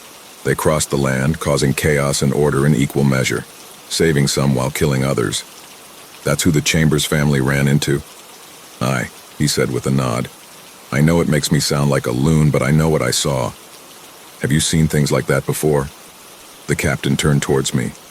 When you've been on the water for as long as I have, he said, his eyes locking on mine, strange happenings become common. But whenever I come into contact with one of them, he trailed off. What happened after the noise? Right, he said, turning his attention back to the dark water. After the rumbling stopped, I screamed from the boat for the family. I yelled myself hoarse, but I don't think they heard a thing. Our voices are small in the grand scheme of things. Suddenly, the sky above the mound filled with thousands of glowing green and yellow lights, no larger than a button. It reminded me of the night sky out in the Atlantic. Were these fireflies or... No, he said curtly. Even if they were fireflies, no man could conjure up so many in one place on a whim. Those are the actions reserved for a god. This gave me pause again. A god? What else would you call things that can manipulate the world? The Indians of this land knew all too well that gods walk among us. What happened after the fireflies appeared? He paused again. His ruddy face was drained of all its color. Even in the moonlight, it was possible to see his complexion change.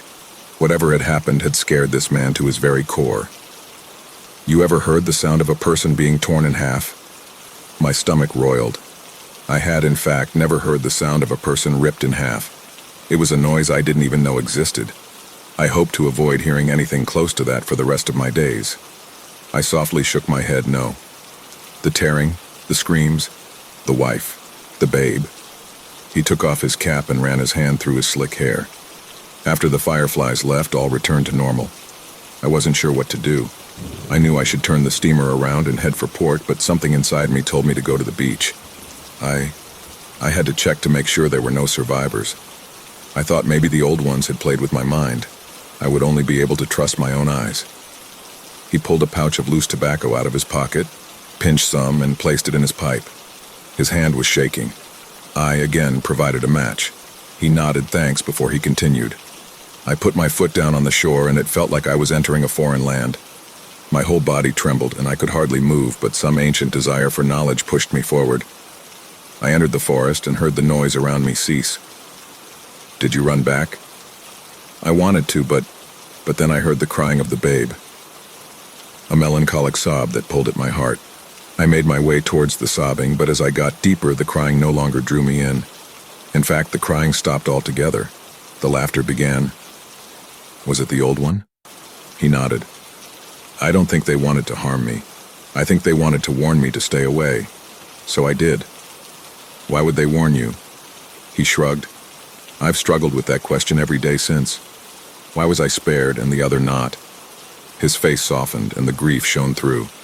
The guilt of living through something when others died, I said. Over the years doing my job, I've spoken to countless people who've dealt with that too. What you're feeling, it's normal, I said, hoping to convince him to keep talking.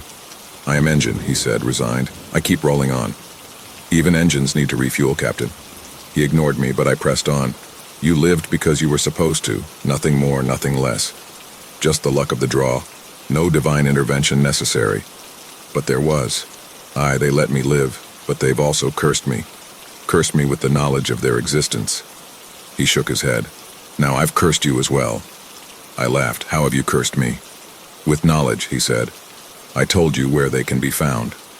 Now you'll want to go see them. I don't even know where they are. He pointed his pipe at the shore. That's where we beached, he said, staring at the banks. How can you be sure that is the exact location? I asked, dubious of this coincidence. The captain didn't share my doubts. That's how they weave their black magic. The old ones are playing tricks, man, putting us together right near where the temple mound is located. I stared out at the shore, but didn't see anything but black. I wasn't even sure there was a tributary there, but I don't have the eyes of a sailor. I can't tell the subtle differences between dark water and dark land. The first thoughts that flooded my brain were, you're absolutely correct. I have no desire to go there. But then there was a flutter in my mind. Sure, danger loomed. But if I witnessed something as incredible as the old ones, this would be the biggest story of my career. The payday would be massive. Hell, international fame might follow. They're talking to you, aren't they? The whispers, I've heard them too. I shook my head. I only hear my own thoughts. Are you sure those thoughts are yours alone? Yes, I said, but found myself doubting my answer. Were these thoughts mine? Was this thought mine? Had any of the thoughts that led me to this moment my own? Of course they were. Only I control my own destiny. At this moment, I became keenly aware that this tale was starting to sound extraordinarily like the other hoaxes I'd seen before. Was the captain messing with me? I had no proof he piloted the ship that led the Chambers family to their final destination. Wouldn't I have heard his name as the story became a national sensation? Was he playing a trick on me because he hated the press? He had avoided me the entire voyage, and it was strange he was now spilling his guts like we were old gal pals chatting about unrequited love. Was this some silly prank he devised to mess with me? The more I let the thought breathe, the more alive the idea became. Yes, he had to be messing with me. If you want, I can take you there, he said, tapping the spent tobacco out of his pipe. There was that flicker at the base of my skull again. I'd like that, I said, surprising myself. I had meant to say no, but my voice vetoed my brain. Are you sure? Yes, I said, my mouth again taking the lead. I need to see this.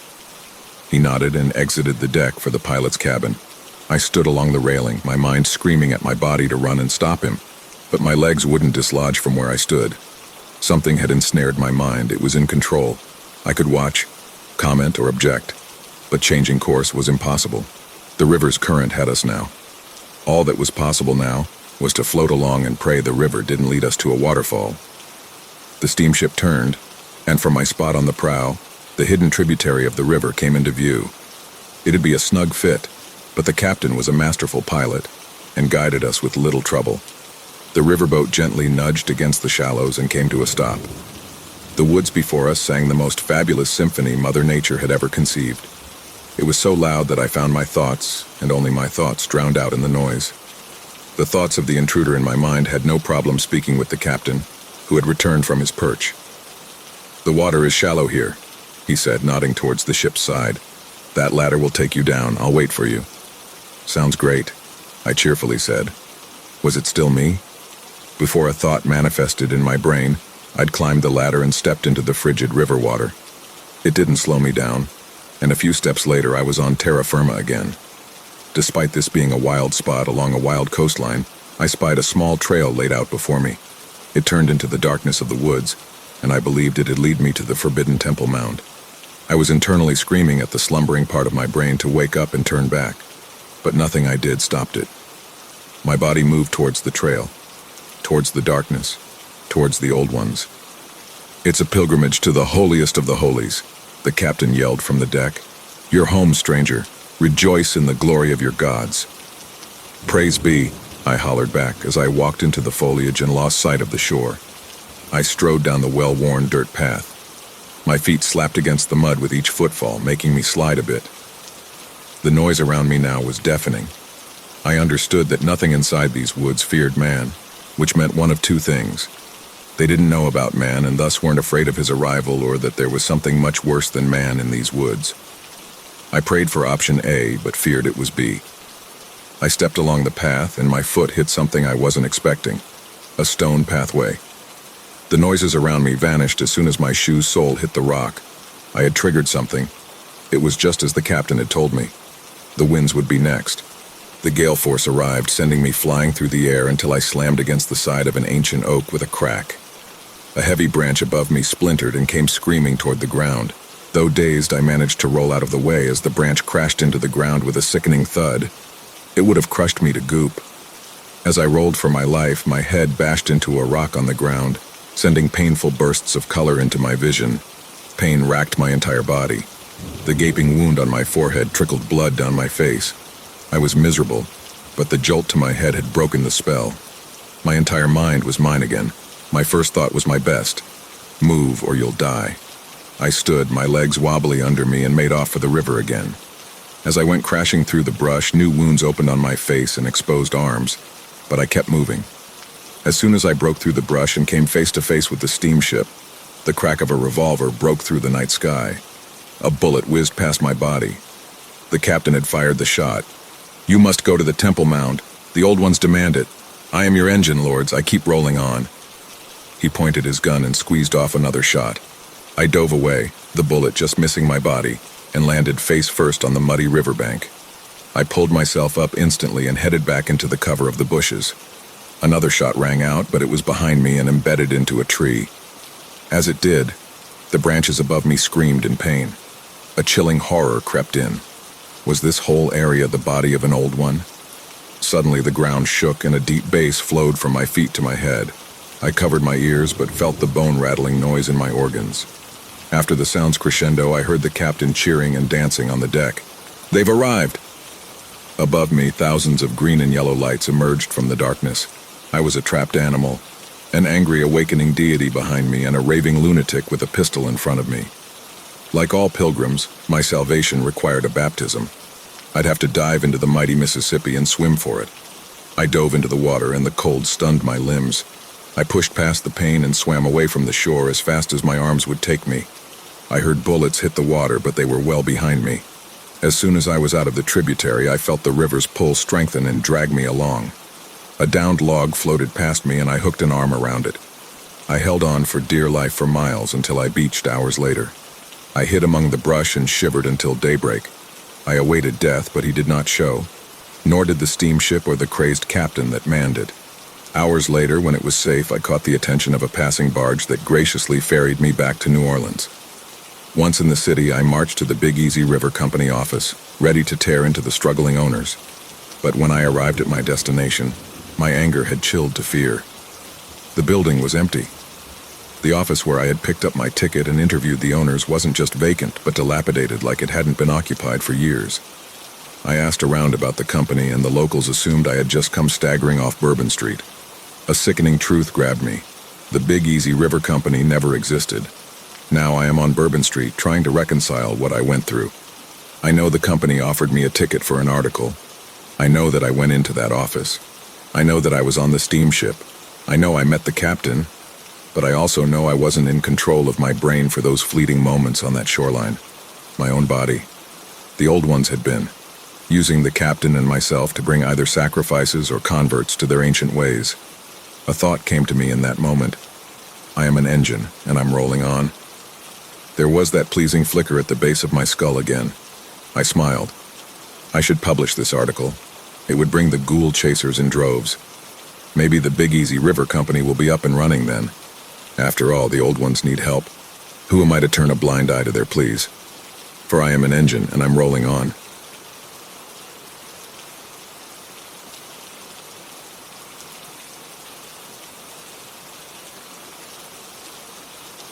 Ella moved into the old house at the edge of town, the one that everyone warned her about. It was cheap, charming, and had a certain loneliness that matched the emptiness in her heart after her recent divorce. She didn't mind the creaking floors or the drafts that whispered through the cracks in the windows. It was hers now, a fresh start. But from the first night, something was wrong. At first it was subtle, just the occasional creak or groan of the old house settling. Then, around midnight, she started hearing whispers, faint, unintelligible murmurs that seemed to come from deep within the walls. She chalked it up to her imagination. After all, old houses made strange noises, right? But they didn't stop. Every night, the whispers grew louder. First, they sounded like distant voices, barely audible, as if they were speaking in a language she couldn't understand. Then, they began to take on more shape, clearer words she knew. Ella. Her name echoed from the walls, soft but unmistakable. Ella, come closer. The voice was calm, seductive, coaxing her to the hallway. At first she resisted, locking herself in her bedroom, convinced she was just hearing things. But the whispers didn't stop. They came at odd hours, and though they never seemed to belong to anyone, there was a sick familiarity to them, like someone was trying to draw her in. One night, unable to sleep, she finally gathered the courage to investigate. With a flashlight in hand, she walked cautiously down the narrow hallway, the wooden floor creaking beneath her feet. The whispers grew louder as she neared the wall in the living room, the place where they always seemed to come from. She pressed her ear against the cold, splintered wood, and the voices immediately grew frantic. Come closer, Ella. Don't be afraid. We're waiting for you. Her heart raced, but she couldn't move. Something compelled her to press harder, to listen more intently. The walls felt alive, like they were breathing. Then with a sudden, jarring crack, a voice, deep, guttural, like it was coming from the very bones of the house, spoke clearly. We've been waiting for so long, Ella. The wall in front of her shuddered, a faint ripple running across the surface as if something inside was pressing against it. Her breath caught in her throat and she staggered back, but the whispers didn't stop. In fact, they became louder, faster, more desperate. The floor beneath her feet seemed to vibrate with the energy of the voices until the walls began to move. The plaster split with a sharp crack, and from within the wall something crawled out. Thin, pale arms covered in deep scars reached through the cracks in the plaster and gripped the edges, pulling something else through, something twisted, deformed. Its face was a blur of smeared flesh, its eyes wide and unblinking, as though it had been waiting for her, starving for her. She screamed, stumbling back, but the thing was already halfway out, its grotesque fingers digging into the floor, dragging its body after it. We're here for you, Ella, it rasped, its voice a sickening blend of dozens of others. You've always known. We've always been waiting. Ella backed away, but the house seemed to close in around her, the walls contracting, the whispers now screaming her name. Ella, Ella, Ella! With a final horrified scream, she turned and ran. But no matter how far she went, no matter how fast, the whispers followed. They were always there. In the walls, in the floor, in the air, she breathed.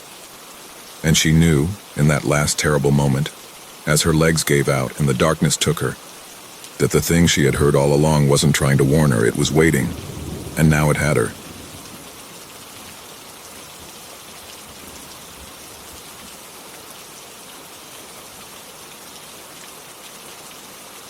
Kaylee has been my best friend for as long as I can remember. For me, that's not a figure of speech. I literally can't remember how I met her. I can't find any photos of me with her before 3rd grade, so I guess I met her around then. Strangely, though, she's not in any of my class photos. I remember her coming over my house all the time, but I don't ever remember going to hers. These things never struck me as weird until a few days ago, when I really sat down and thought about them. Some things in life you just sort of accept as fact, right? They've gone on so long you don't remember how they started. Like how I always put eggs on the top shelf of the fridge, or how I always tuck my blanket under my feet before going to bed. I don't remember how it started. I've just always done it that way, as long as I can remember. So how did I meet her? I don't remember. They say if you lose your sight, you don't see pitch black or nothingness or a void. You just have the absence of sight. That's how it is for me with Kaylee. There's no remnant of a memory, nothing on the tip of my tongue. It just isn't there. A few days ago, I asked her about it. Do you remember how we met? What do you mean? She asked, her smile faltering. Well, we met when I was around 8, right? But you went to a different school. So, how did we meet? It was at that summer camp, wasn't it? She asked. With the bottle rockets? I don't think so. I'd only gone one summer, and I was pretty sure that was the summer after 4th grade. Church, then? Which church? Kaylee paused. The one off Main Street with the steeple. Which one? Oh, I'm not sure. You know I'm not religious, she said with a laugh. The one on the corner or on Elm Street? She paused. Elm, I think. Well, my parents took me to St. Paul's on the corner, I said. So it couldn't have been church. Huh, she said, shrugging. Then I don't know how we met. It was weird. She seemed confused, and yet, it almost felt like she was playing the role of a fortune teller, throwing out vague answers and hoping I'd jump in with more details. So you don't remember how we met? I said with finality. I guess I don't. She shook her head, her bleach blonde hair shaking around her face. Isn't that silly? We've been best friends for 10 years, and we can't even remember how we met. I wanted to ask her more, but then my roommate got home, and my roommate is a bit persnickety, so we decided to quietly watch a movie in my room to give her some peace. It seemed weird to bring up again. I was probably overthinking things. That night, however, I couldn't sleep. As Kaylee slept peacefully on the futon in the common area, I lay wide awake in my bed. Why can't I remember? And then a thought occurred to me. Someone else must remember. I went on Facebook and clicked over to our 21 mutual friends. I started scrolling, making a mental list of who was most likely to know. But then a sudden realization hit me. Each of these friends, I'd introduced to her. None of these were her friends originally, they were all mine. I squinted at the screen. How does that make sense? Has she really never introduced me to her friends? And now that I thought about it, she was always visiting me at my dorm, making the 2-hour drive. She offered because I was broke and couldn't afford the gas. But maybe there was more to it than that. Why had I never thought about this before? I scrolled back through my Facebook photos to some childhood photos I'd posted. Kaylee was in them, sure as day. She looked different. Her hair wasn't bleached then, her face was chubbier. But from the dimples to the sharp chin, it was her. I clicked back on her Facebook page and scrolled. And that's when I realized something. Every single post involved me or one of our 21 mutual friends. I didn't see a single tag by someone I didn't know. Well, that could be the privacy settings, couldn't it? Like her friends who've tagged her have made the post only visible to their friends or mutuals or something. But not a single post? It was like her entire life revolved around me. Like every single event in her life was related to me, directly or indirectly. I gave up on sleep. I got out of bed and walked into the common room, grabbing a Coke from the mini fridge. Kaylee was sleeping soundly on the futon. I glanced over at her, my heart pounding. Her pale skin was blue in the light from the microwave clock. Muffled music came from my roommate's room. She was still up. With my mind racing and no one else to talk to, I went over. Can I come in for a second? I called quietly through the door. As soon as she opened it, I darted inside. There's something weird about Kaylee, Isabel scoffed. Yeah, duh. What? She's weird, always has been. You just noticing this now? I frowned at her. Okay, sorry, that came out really mean, but it's true, she's just weird.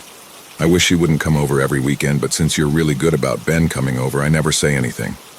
She doesn't come over every weekend, I huffed.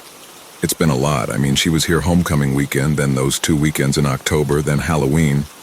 She wasn't here Halloween, I protested. Oh, yes, she was, Isabel replied. Ben and I had to go over to his place because she was here with you. I shook my head. Number. She wasn't here Halloween. We stared at each other. Isabel's irritation melted to confusion. She wasn't here. I had COVID, remember? But I saw her. When we came back from the Beta Theta Pi party, she was here. We had to go to Ben's place. The room started to tilt around me. I remember being so sick that weekend, in and out of sleep half the day. But she was here without me knowing. You must have gotten the weekends confused, I said weakly. No, I remember it clearly because we were both in our costumes. Do you know how itchy that Harley Quinn wig is?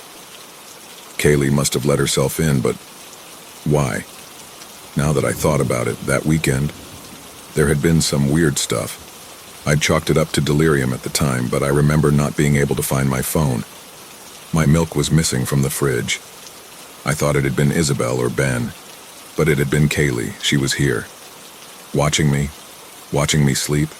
What the fuck?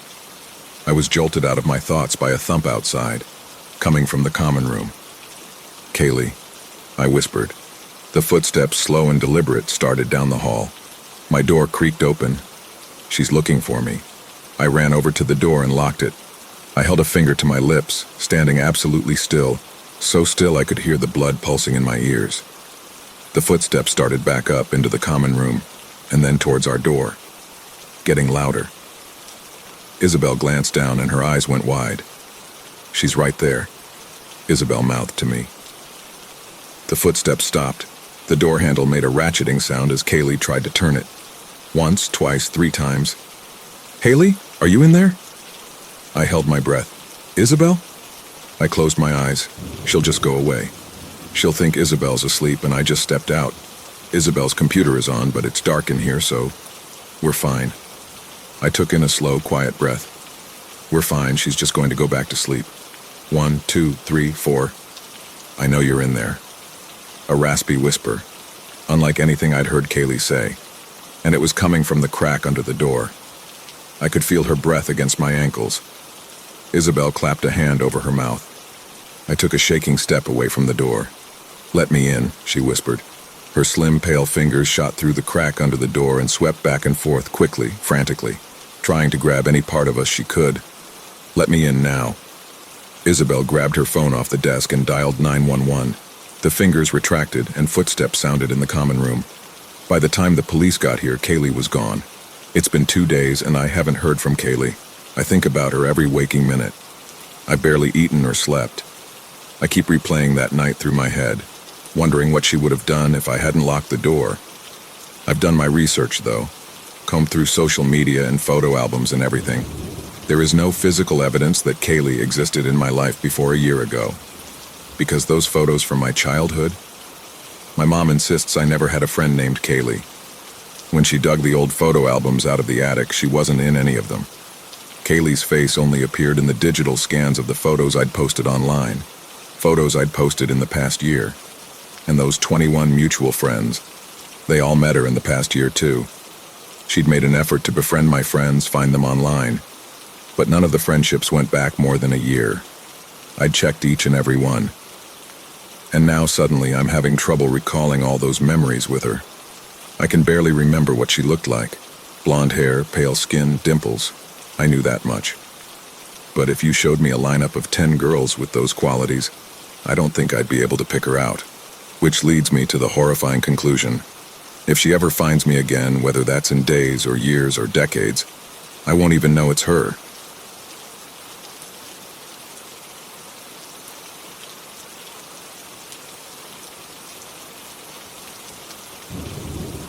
When I was a child, I grew up in a small and relatively impoverished town in the English countryside.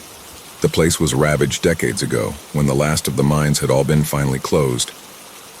Not being a particularly beautiful place, unlike its many neighboring coastal towns, the town would slowly and silently decay. When the mines closed in the late 70s, a man named Thomas Rowe would decide to start a shop from his front room using his handful of savings. His ever-dedicated wife, a woman by the name of Jen, quit her job as a seamstress to work the shop for him and do all the bookkeeping. The two understood it would be a difficult journey ahead of them, but they knew it was the kind of challenge that they wanted and were willing to work hard together.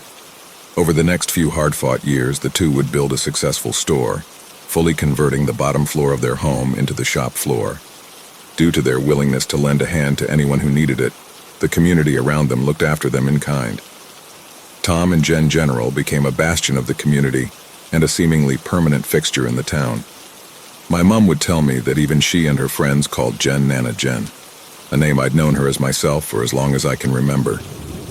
She had a warmth about her, a soft, welcoming smile that wrapped you in an all-encompassing warmth followed by a genuine interest in your day and maybe even a free sweet if we don't tell Tom.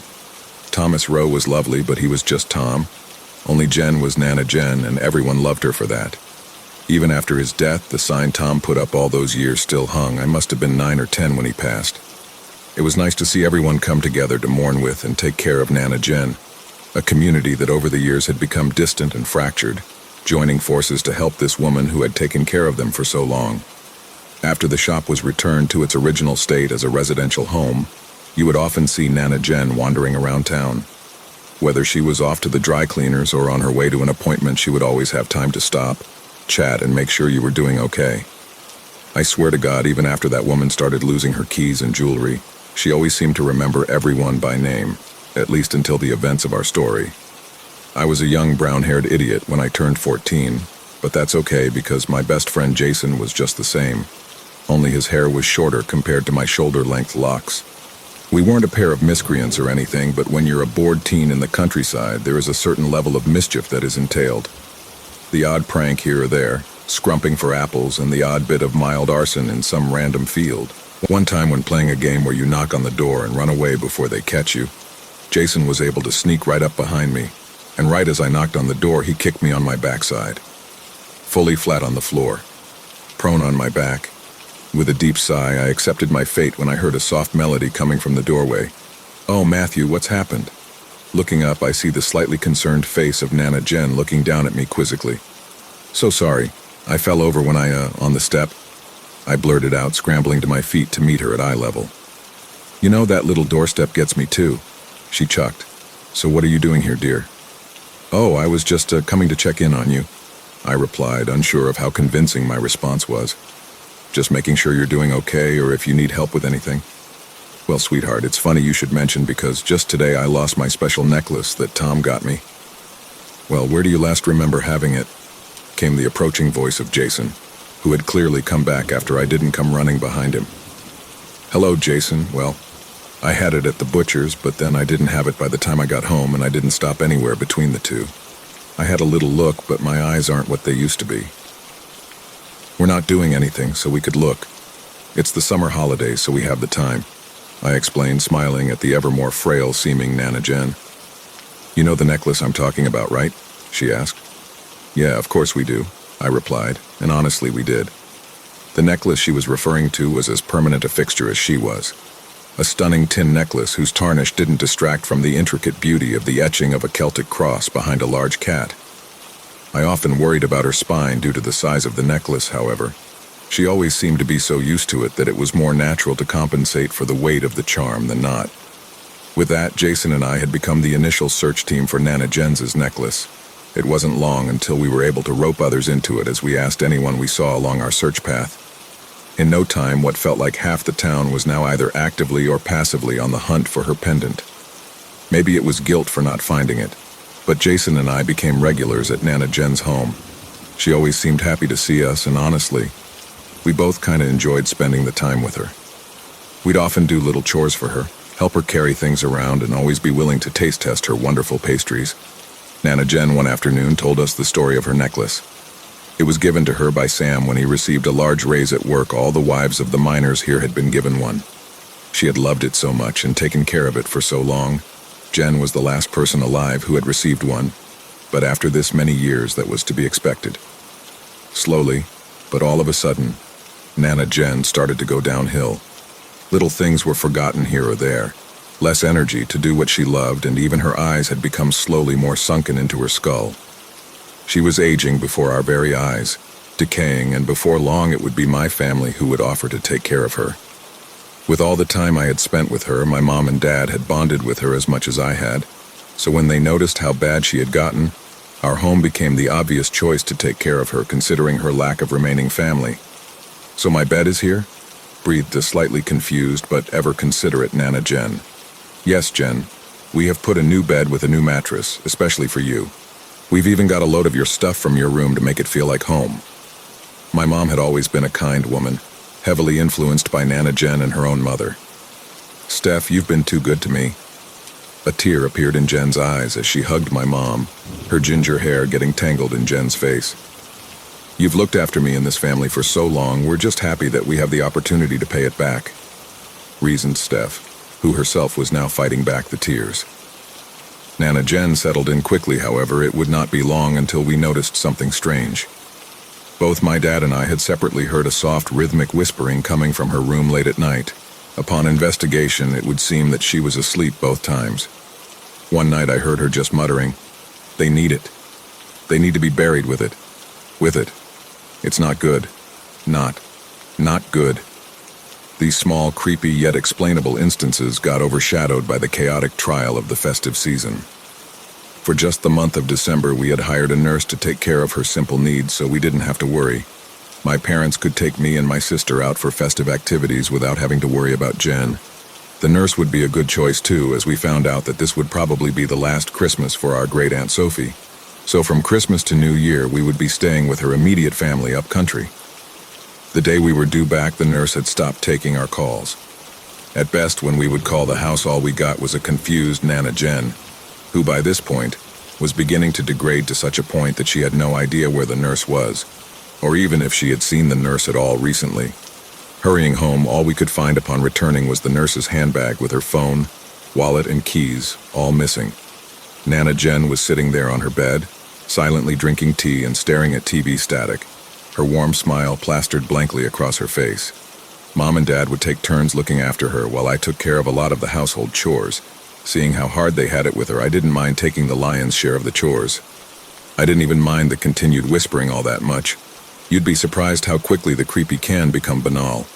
Just part of the background noise of an ever more complex life. Lying in bed one night, I heard the door creaking open right as I was right at the precipice of sleep, forcing me awake with a jolt. I looked around to confirm my dream-fed paranoia that something beyond a nightmare had made its way in. There was nothing, even when I turned my lamp on. Nothing at all was in my room, and I could go back to sleep. I turned the lamp off and resumed my former position, comfortable once again under the sheets. An undetermined amount of time later, it happened again. A loud creak echoed into my bedroom. Turning my head to look at the doorway to my bedroom, I saw it was in the same position as it was before. Had I imagined it? A loud snoring came rumbling through the house, a comforting reminder that my parents were just feet away. Eyes open, face to the door, and meditating on the muddled roar emanating from the hall, I suddenly hear a new sound.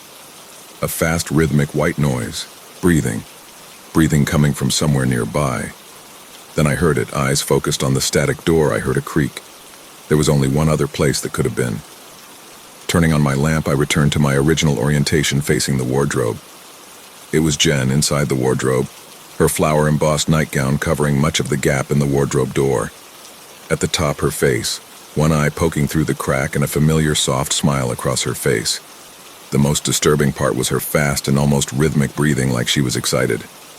Afraid to break eye contact, I called out to my parents, unmoving and afraid to move, afraid to even blink.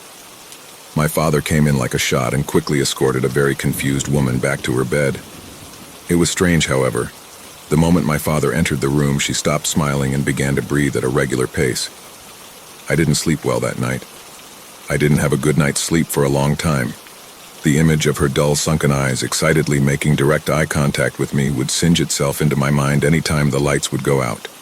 Shortly after that night, my sister would begin complaining of an awful smell. Her room being the one directly above Nana Jen, it was suspected that the smell from Jen's room rising up through the floor was the cause. It didn't matter what we did, however. No amount of potpourri or air fresheners would cover that awful smell. Even after aggressive attacks from gallons of Febreze and enough dented powers to solve any infestation, a week later the smell returned just as rancid as before. Maybe we should have been more thorough in our investigation of the smell, but my sister was leaving very soon for university, so it wasn't the highest priority after a while. Nana Jen just got worse from there. She kept staring at the ceiling in her room, just sitting there and smiling at nothing. We'd occasionally find her in places, like the attic or a storage cupboard, just looking at us as she smiled a blank artifice of her former caring expression. She grew ever gaunt and frail-looking, however. The way she moved so confidently was so disjointed from her skeletal frame. Her skin had sunk so low it was almost separate from any sort of bone structure underneath. When my great-aunt died, it caused a lot more drama in the immediate family than expected, so Mom and Dad had to go pretty much immediately. They managed to find a nurse to look after Nana Jen again after vetting this one with much more scrutiny. She even agreed to keep an eye out on me and make sure I don't burn anything down in the house while cooking or anything. Maya was nice. I know that's not a very creative description, but it fit who she was. I couldn't tell you where she was from, but she was just the right mix of both professional and understanding of the fact that I was a young teenage boy left to his own devices. She cooked kopitka a few times to make sure I had a few vegetables. I know it had potato in it and tasted great, but again, couldn't tell you the origins of the dish. Little Kochani, what is wrong with her exactly? Maya asked while I was sitting on the sofa watching TV one evening. We're not sure, honestly. The doctors aren't sure either. It's kind of like a degenerative brain thing they were saying, but it's not exactly like dementia. I explained to the best of my capability. That is pretty much what your mother told me, she retorted, looking off into the distance a little. How come? Like what brought this on? I asked. She just... Maya pauses to take a deep breath. Your grandmother is saying things like wrong things. Wrong things? I parroted. Things like, about a man who lives in the room with her, a man who is angry with her. I could see the deep concern on her face. Yeah, I've heard stuff like that from her, but I guess she's just getting worse lately. I reassured her. She never does anything but stare and smile, though. I wouldn't worry. I know it's creepy, though. Maya smiled at me, attempting to show she was reassured, and messed my hair up before then returning to Nana Jen's room. It was a few days later when I heard her frantically knocking at my bedroom door. Still paranoid and vigilant at night, I woke up quickly and cautiously announced the visitor in. Maya burst into the room, panic clear in her face, barely able to get a word out. I quickly noticed her hands were covered in blood. I have to go, I saw him here. This was all I could get out of her before a figure blocked out the incoming light from the hallway. Taking both of our attention immediately, we saw Nana Jen standing just beyond the threshold of the doorway. Maya screamed a blood-curdling scream before suddenly and without any warning jumping out of my bedroom window. I sat there in shock, staring at the broken window as Jen shuffled away, restoring light to the room. A police investigation had, from what I could gather through eavesdropping, discovered that she had a history of bipolar disorder and had divorced her husband about 6 months before her suicide, just confirming the narrative they already assumed. I became obsessed. Jason had noticed the level of obsession that had taken me. He even asked about everything one day, and I broke. I cried even. I split everything, what had happened, what I was feeling, and most importantly, my theories about what was happening. On those theories, nothing was a solid hypothesis, but rather I knew something was happening, and it was Nana Jen at the root of it all. Jason and I made plans to have him stay over that weekend, something that had become rare since Nana Jen had moved in. But with my parents spending one night away for their anniversary, it was the perfect time. We were going to stay up late and sneak down and see what was happening in Jen's room at night, and what was going on with the whispering. Dude, if you scare me on purpose, I will kick you so hard in the nuts, Jason warned me in a whisper as he descended the stairs late that Saturday night. I promise you, if anything is going to scare you, it's going to be her, I replied, eyes fixed on the bottom of the stairs. Well, okay, I still don't like that I'm going first. It's your creepy ass house. With that, a resigned Jason tentatively made his way down the stairs, reacting to every creak and groan from the floorboards. As we turned the corner, we immediately heard the whispering, a soft, raspy chant emanating from the place we knew Nana Jen resided. Jason took a deep breath before quietly knocking on her door. I shot Jason a quizzically angry look, to which he just shrugged before unconfidently gripping the handle. With a nod to me, Jason opened the door. What hit us first was the stench. An expression mirroring my disgust was plastered across Jason's face as soon as the door opened. Then we saw her. Nana Jen stood in the center of the room, her clothing on the floor, and the nude skin that was so usually covered in her gown was a mass of decaying and rotting flesh. She panted as she smiled towards the ceiling once again.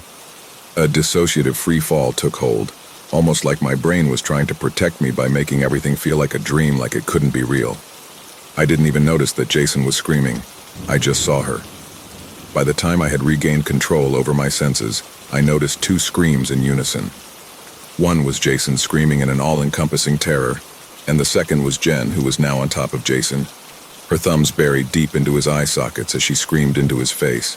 Blustering all my strength, I kicked the thing that was Jen off of Jason, injuring my ankle as I did so with a dissatisfying crunch. Even through my pain, I still saw her thumbs leave Jason's eyes with a sickening squelch as she tumbled a meter or so away. I wrenched a whimpering Jason up and began practically dragging him out of that room and out the front door. Closing the door behind me, I continued to drag Jason away, to somewhere, to the family next door. They owned guns, and I knew we'd be safe. In tears, I pulled Jason the 400 meters or so to the next door and began banging on the door as hard as I could. Jason is alive, blind and sour about it, but alive. As for Jen, she went missing immediately after. It would be another year of sleepless nights before she was found dead and naked in the local forest by an old Celtic shrine. The worst part was what we found when she left. After investigating the ever-present smell and pulling up the floorboards in my sister's old bedroom, we found her. Jen had killed the first nurse, ripped her eyes out, pulled out her throat, then hidden her in the floors. There was plenty of shock and sorrow in the community at the news of their former matriarch, but those feelings were all temporary and soon faded with time. Now all the town is left with is the eerie tale of an old woman with no skin who haunts an old pile of stones out on the moors.